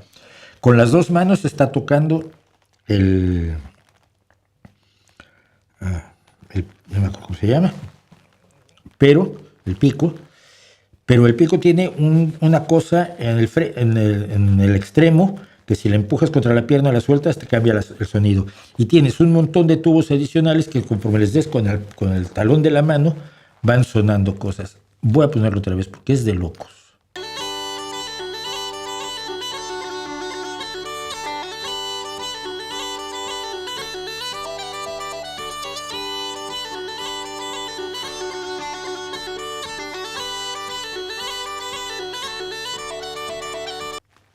Algún día, porque ya he hablado con él en ocasiones, algún día voy a invitar a Borja Baragaño a que hablemos de gaitas, aunque no le interese a nadie, como no le interesó a nadie lo de la detective de Jaudini. ¿Ha visto la charla sobre filosofía de la mente en el canal de Aristarchus? En ese video hay más filósofos y científicos discutiendo sobre filosofía y ciencia que en su canal y con mucho mejores argumentos que los suyos, sin faltar al respeto. No te preocupes. Digo, no, ni me interesa. Argumentos debe haberlos magníficos y citando a muchísimos filósofos y con suerte hasta en latín. Pero no me ocupa. Cuando en vez de argumentos ofrezcan pruebas, me avisan. Creo que él sí se ha ocupado de mí, me ha atacado sin avisarme, claro, pero pues que le aproveche. A mí, ¿qué me da? Aquí no tengo respuesta. Miren, así se ponen los filósofos. ¿Tú crees que en un comentario, en un sencillo comentario, puedes meter esto y esperar que yo te lo responda? ¿Quién crees que eres como para tomar mi tiempo de esa manera? Se ponen como la loca, de verdad. Pero es que no hay necesidad. Oye, Mauricio, estás equivocado, lo siento. Momento es un error. No, quieren venderme su moto. Juan Ceballos Villacorta, 5174. ¿Quieres minimizar y menospreciar el gran triunfo del Ejército Rojo? Pam, pam, pam, pam, pam, pam, pam. No, también es mismo socialista, pero con letra distinta. Pero la historia dice otra cosa. Sin la entrada de los soviéticos a Berlín, la guerra no se hubiera ganado. La entrada de los soviéticos a Berlín es los últimos días de abril. Porque los gringos, como siempre, no querían entrar a la guerra cuerpo a cuerpo. Ellos dicen que lo hagan otros. ¡Viva el Ejército Rojo! Y le digo, para cuando el Ejército Rojo y los aliados marchaban sobre Berlín, la guerra ya la había perdido Alemania. Desde octubre de 1944, con Francia liberada y las fuerzas británicas, canadienses, australianas y estadounidenses avanzando desde Italia, Grecia y Francia por un lado, y el Ejército Rojo desde el oriente, la suerte estaba echada. Sobre la toma de Berlín, pareces olvidar, o no tienes idea, que al acordar los aliados las esferas de influencia en la conferencia de Yalta, Berlín quedaba en la zona soviética, otro de los argumentos que usó Eisenhower para quedarse a 120 kilómetros de Berlín, del otro lado del río Elba, después de haber derrotado a los alemanes que ocupaban toda la Europa occidental, excepción hecha de España. Y es que la gente se olvida que Berlín quedó en la zona soviética y por eso Berlín se partió en cuatro. Berlín se partió en el Berlín Oriental, que era la zona, al partirlo en cuatro, pues una cuarta parte era de Rusia, la otra es Francia, Reino Unido y Estados Unidos. Pero toda la zona de los tres aliados occidentales fue una sola, Berlín Occidental, y quedó Berlín Oriental. Y entonces, pues, la bronca era para los rusos, para los soviéticos, el problema era que tenían metidos a franceses, británicos y estadounidenses en el corazón de Berlín. Por eso los rodearon con una muralla, con el muro de Berlín. O sea, el muro de Berlín no encerraba a los comunistas, no, encerraba a los que no eran comunistas. Pero bueno, esto no lo sabe esta gente. Nunca, incluyendo hoy, Putin dijo que ganaron la guerra sin ayuda. Más bien es Europa el que está haciendo revisionismo histórico para borrar a la Unión Soviética. Y entonces tengo que decirles, ¿dónde está? ¿Dónde está? Ay, no lo tengo a mano, no lo tengo a mano. No lo tengo a mano. Pero te lo cuento, mira.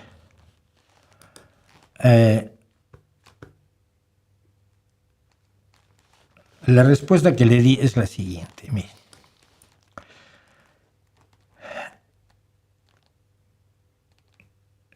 Bromeas, ¿verdad? Hoy, el día del 9 de mayo, que fue la celebración del fin de la guerra en Europa, hoy Putin borró a 14 países de la Unión Soviética al atribuir todo el triunfo a Rusia y solo a Rusia. No mencionó a chechenos, ucranianos, kazajos, georgianos, nada.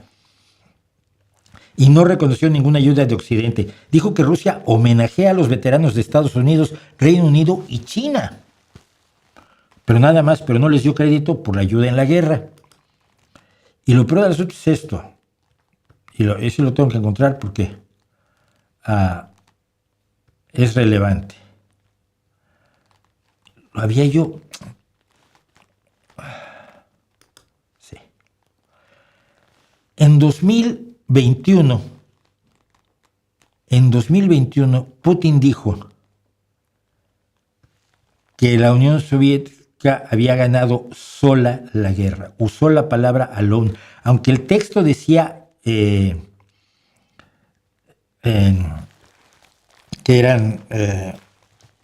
habían estado unidos. Él lo sustituyó por la palabra solos. Dijo, nuestro pueblo se vio solo en la feroz, heroica y sacrificada ruta hacia la victoria. Por eso en la Unión Soviética, en Rusia hoy, está prohibido hablar de dos cosas. Del programa Lend-Lease del Reino Unido y Estados Unidos, que apoyó con materiales a todo el esfuerzo soviético, y está prohibido hablar del pacto Molotov-Ribbentrop. Pero es que es cierto, en 2005 sí dijo, nunca dividimos la culpa la victoria entre nuestra y la de ellos. Siempre recordaremos la ayuda de los aliados, los Estados Unidos, Gran Bretaña, Francia y otros países de la coalición anti-Hitler. Sí, eso lo dijo en 2005. En 2025, nuevamente en 2021 se habla de cómo dijo que habían estado solos en el triunfo. Y en 2024, Putin también le dijo a la gente que durante los primeros años de la Segunda Guerra Mundial, la Unión Soviética había luchado contra el nazismo ella sola, mientras que toda Europa trabajaba para Hitler. Hombre, se cargó a toda la resistencia, en todos los países, en todos hubo resistencia, y se cargó el Reino Unido. Y por si eso fuera poco, todavía, esto fue la propaganda de 2024, y en 2025 todavía tuvo la desvergüenza Donald Trump de decir en febrero de este año que la Unión Soviética había vencido a Hitler solita. Hasta él es capaz de creerlo. Pero en fin, nunca, incluyendo hoy, Putin dijo eso. Sí lo dijo, papá. La Unión Soviética nunca fue aliada de los nazis. Bueno, esto es semántica. Que la historia no tiene que importarnos ahora, nunca dije eso. Yo que te creía más inteligente que eso. Ay, pero no lo eres, me has decepcionado. Parece que no entendiste el tono de la carta de López Obrador, que entre otras cosas pide la reconciliación y el cierre de las heridas del pasado. Pero cuando se toca estos temas, parece que su pasado español les hierve la sangre cuando se les confronta con la verdad. Ay, me trajo la verdad hasta acá. Bueno, le explico. Lo que pedí el artículo de AMLO es lo que ya estaba firmado, acordado y sellado en el reconocimiento de España a la independencia de México. ¿Es que no lo entiendes? Mira, el Tratado Santa María Calatrava del 28 de diciembre de 1836 dice: habrá total olvido de lo pasado y una amnistía general y completa para todos los españoles y mexicanos, sin excepción alguna. El problema de AMLO es que no sabe historia y probablemente sus asesores, como el Botellas, saben más de la revolución que de la independencia y no estaban informados de que existía este tratado. Ni pasado español, ni memeses, que me lo quiere echar a mí, no se puede ir al futuro cargado con odios centenarios e ignorancias milenarias. Y entonces Encari responde a esto. Porque es el mismo de antes. Sí. Es un anónimo con nombre que creo que es indígena sudamericano, andino. Y me dice: hablas muy bonito. Muchas gracias, el detalle. Pero tus palabras suenan vacías y huecas, que se acordó mediante un acuerdo que habrá un total olvido del pasado, que se les preguntó a los mexicanos. Yo me pregunto, ¿a qué mexicanos se les preguntó? ¿A los criollos, a los indígenas, a quiénes? Yo, que soy heredero de los incas, como mis hermanos mexicanos, y yo zapoteca, somos brothers. Nunca nos enteramos de tales acuerdos. Un libro de historia, hijo. Pero sí estoy seguro de algo, que esos acuerdos se hicieron entre españoles y sus descendientes, así que para nosotros, los verdaderos americanos, vuestros acuerdos no valen nada, así como tus palabras. ¿Vale? ¿Está bien? Entonces, ¿estás de acuerdo en que España le retire el reconocimiento de la independencia a México? Me parece violentísimo. Después de muchos años de lucha y muchos muertos, España reconoció a México como nación independiente en un tratado que firmó Miguel Santamaría como ministro plenipotenciario de México, nombrado por el presidente José Justo Corro Silva, a su vez designado por el Congreso de la Unión, legítimamente electo. Y ahora vienes tú, fingiéndote indígena puro de hace 500 años, a decir que la voluntad mexicana de independencia y sus logros no te parecen porque nadie te consultó. Madre mía. Bueno, y Lorenzo Cebrián, 2806, se llama Cebrián, ¿eh? Ojo al apellido, porque no es Ilhuicamina, ni es Huitzilopochtli, ni es Tizoc, ¿no? Centrémonos. Los romanos sí invadieron España, Iberia, Hispania, legiones y legiones de soldados y 200 años de lucha, asedios, y tan contentos se les reconoce todo a los latinos romanos.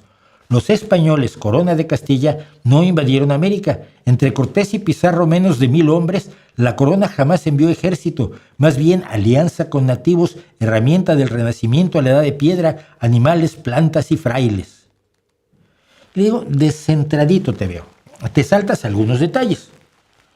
Las marcas a fuego, el genocidio de los que no se sometieron, las encomiendas, la esclavitud, la servidumbre indígena de 300 años, la extracción de metales y otros recursos naturales, la Inquisición, la quema de libros indígenas, la violación de mujeres indígenas, el sistema de castas, los azotes y otras minucias. Porque siempre que dicen que pusieron, y esto es aparte de lo que contesté, pusieron universidades, sí, pero no para los indígenas, para ellos, para los conquistadores. Y pusieron hospitales, sí, para los conquistadores. E hicieron unas calles bien bonitas, sí, donde no podían andar los conquistados. En esta ciudad, principios de siglo, me contaba una señora, por las aceras podían andar los señoritos. Los pobres tenían que andar por el barro.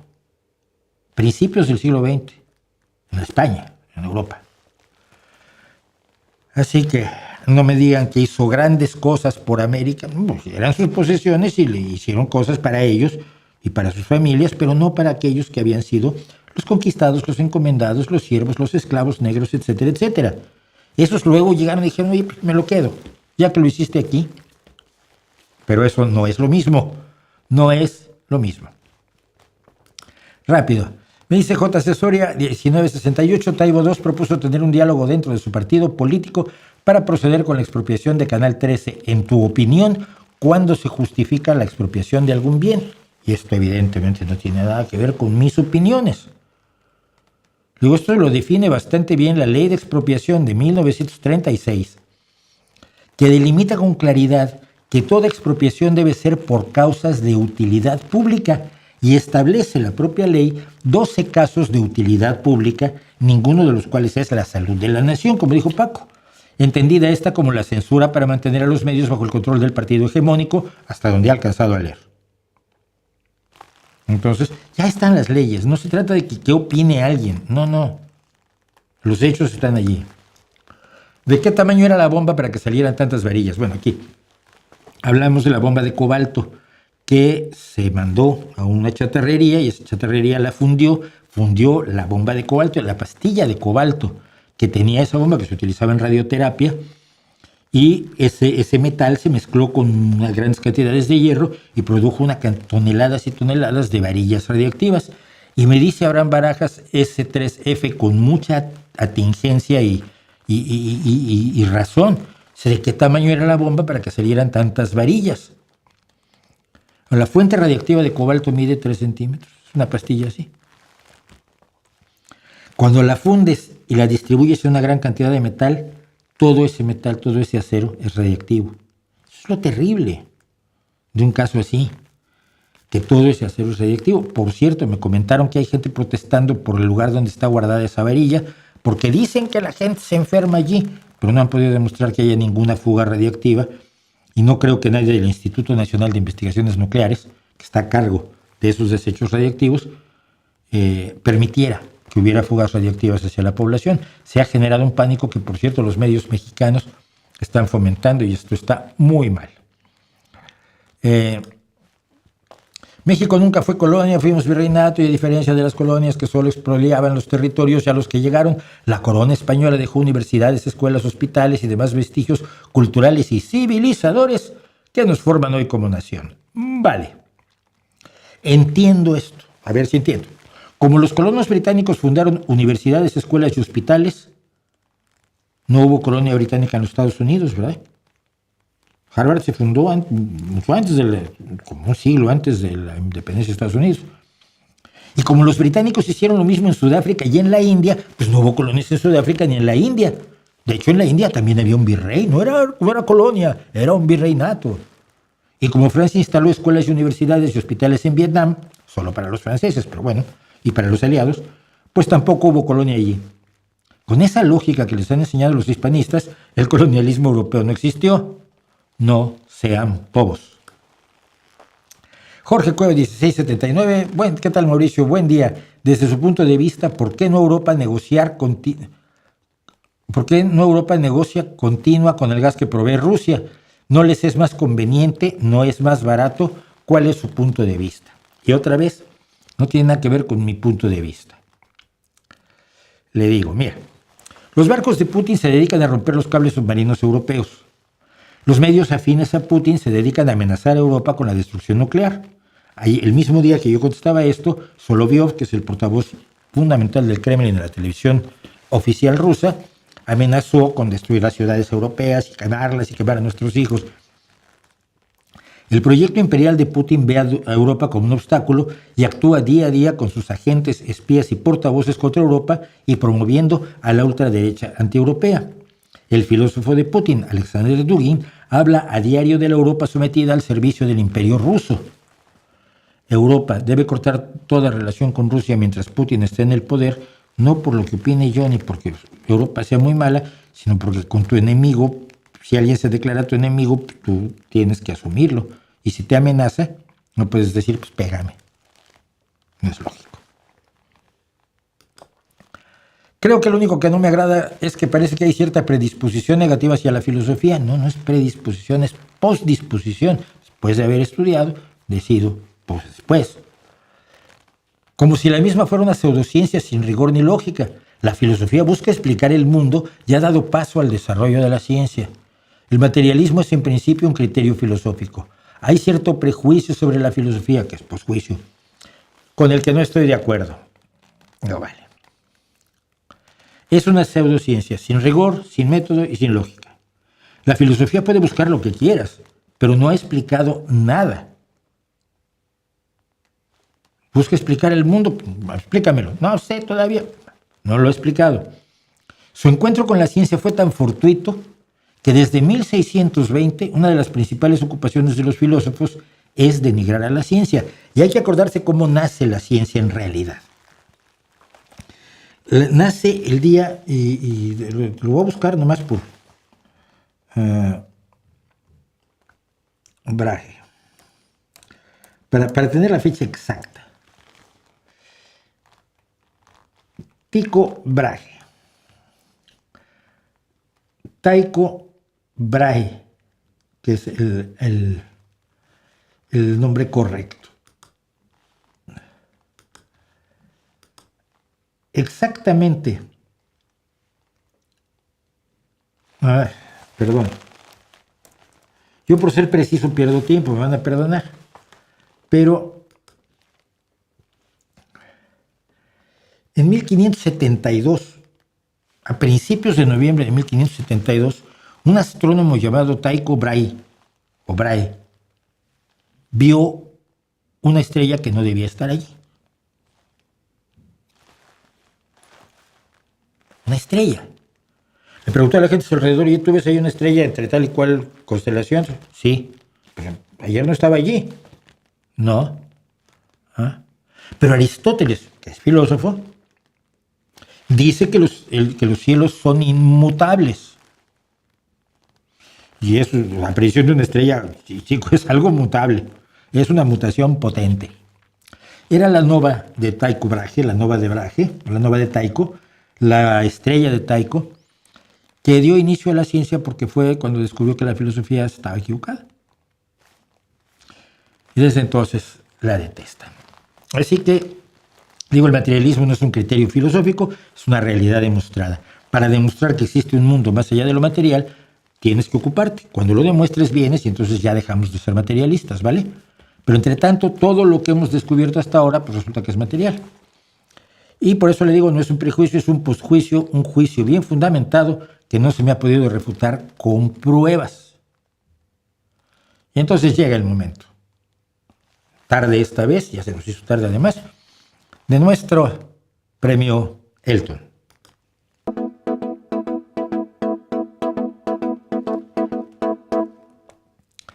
Y el tontometrario de la semana está a cargo de Matemáticas Nuevo León, que dijo que es exactamente la materia. ¿En serio creen que lo saben? La materia es todo aquello que ocupa espacio. No es lo que la mayoría piensa.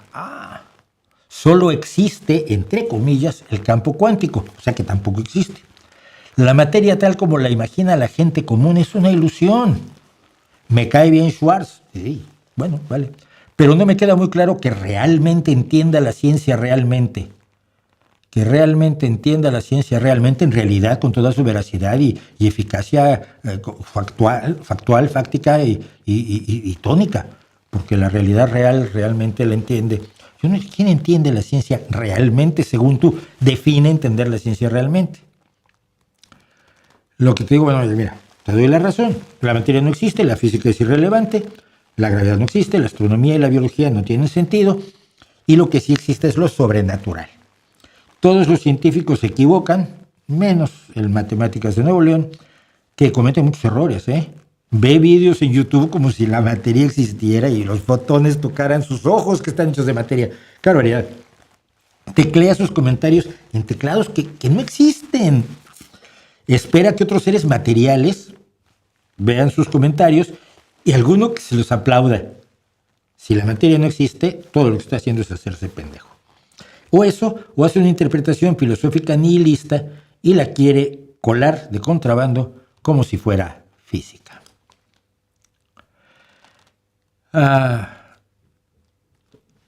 Yo creo que esto es de la vez pasada, ¿no?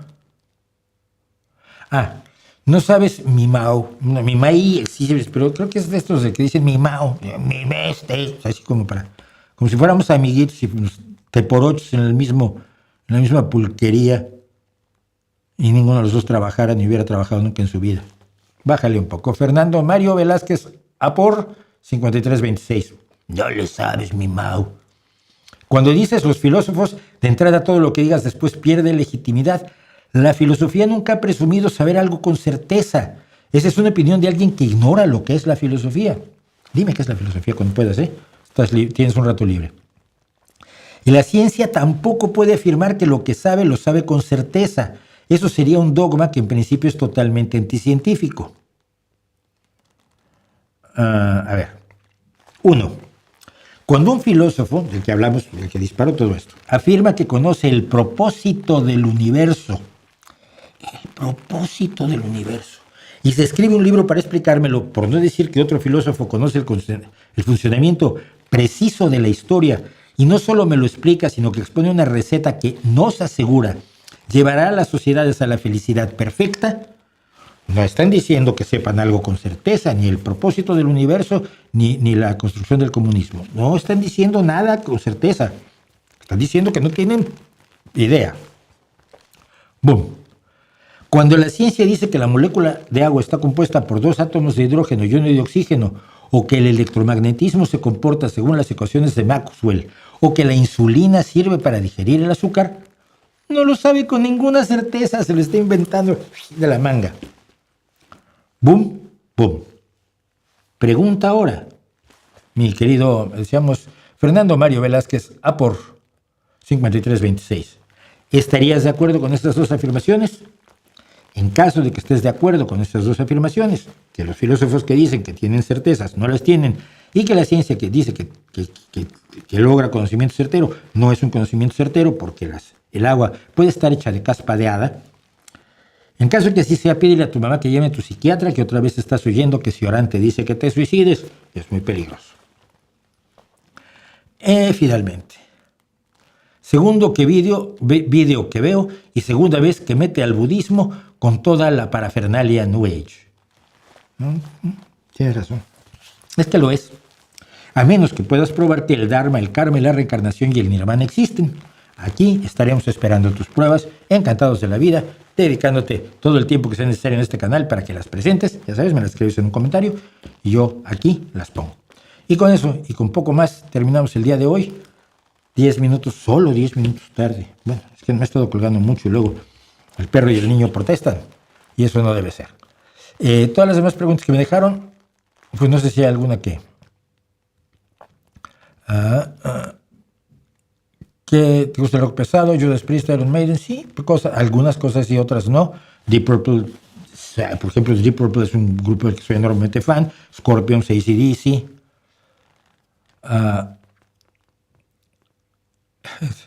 ¿Crees que Trump rompa realmente con Putin o Netanyahu? No. No. A ver, esto lo decía y quizás no lo aclaré.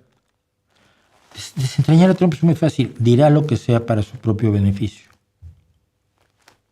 Es racista. Odia a las personas que no son como él, rubios y de piel de tez rosada o con mucho autobronceador.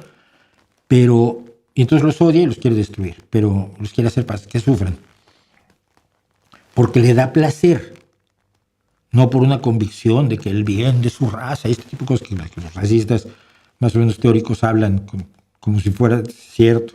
No, él es por su placer personal de ejercer el odio, pero él lo único que le interesa es su beneficio personal. Que lo exalten, que le digan que es maravilloso, que le den mucho dinero, que su nombre aparezca en muchos lugares, aunque quiebren luego, o se demuestre que son estafas como la Universidad Trump. Nada más. Es más simple que el mecanismo de una jarra de agua. Lo inclinas, sale agua.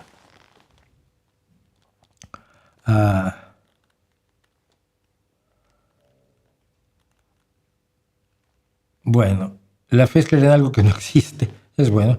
Horacio J. Simpson.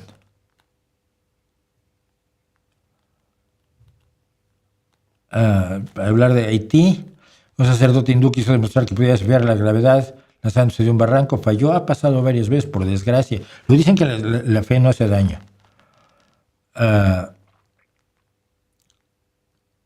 Bueno. No veo nada, así que le gusta la música de Yardbirds. Sí, me gusta lo que se desprendió de Yardbirds, que fue Crosby, Stills, Nash & Young, por supuesto. ¿Quién más estaba en Yardbirds? No creo que Jimmy Page estaba. No me acuerdo quién más estaba en Yardbirds, pero sí, de Yardbirds se deriva parte, junto con otros, de Crosby, Stills, Nash & Young. No digo que Kamala Harris hubiera sido mejor presidente que Trump. Pues dilo. Es un mapache sifilítico, sarnoso, ciego y con las patitas y las manitas cortadas y sarnoso, sin pelo, sería mejor presidente que Trump.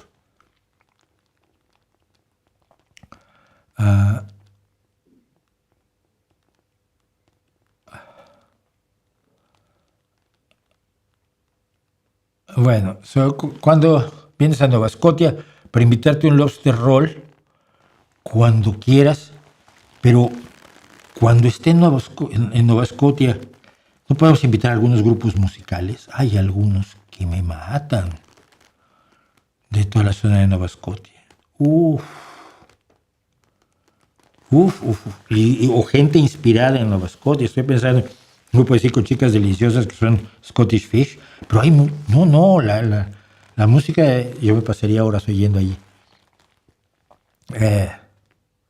Influencia de música en las plantas es falso. No hay, los estudios serios no. ¿Sabes si hay un cuarto warning? No. Lo más cerca es que, a ver, los padres influyeron mucho, y por supuesto Rudy, cuando decidió dejar todo en parte su negocio y su trabajo, no lo dejó del todo, pero decidió dedicar la mayor parte de su tiempo a hacer que el mundo se enterara que existía una banda de rock que lo rompía como no lo había roto nadie en muchísimos años. Yo creo que Rudy sería el ángel guardián, ¿no? La dieta keto nos sirve. ¿Qué más? Bueno, se decía que Alan Parsons fue su ingeniero de sonido. No, de veras, todos los discos de los Beatles fue Geoff Emerick en Abbey Road. Estuve en los estudios ahora que estuve en Londres y me hice la foto, por supuesto, cruzando la calle 4 veces.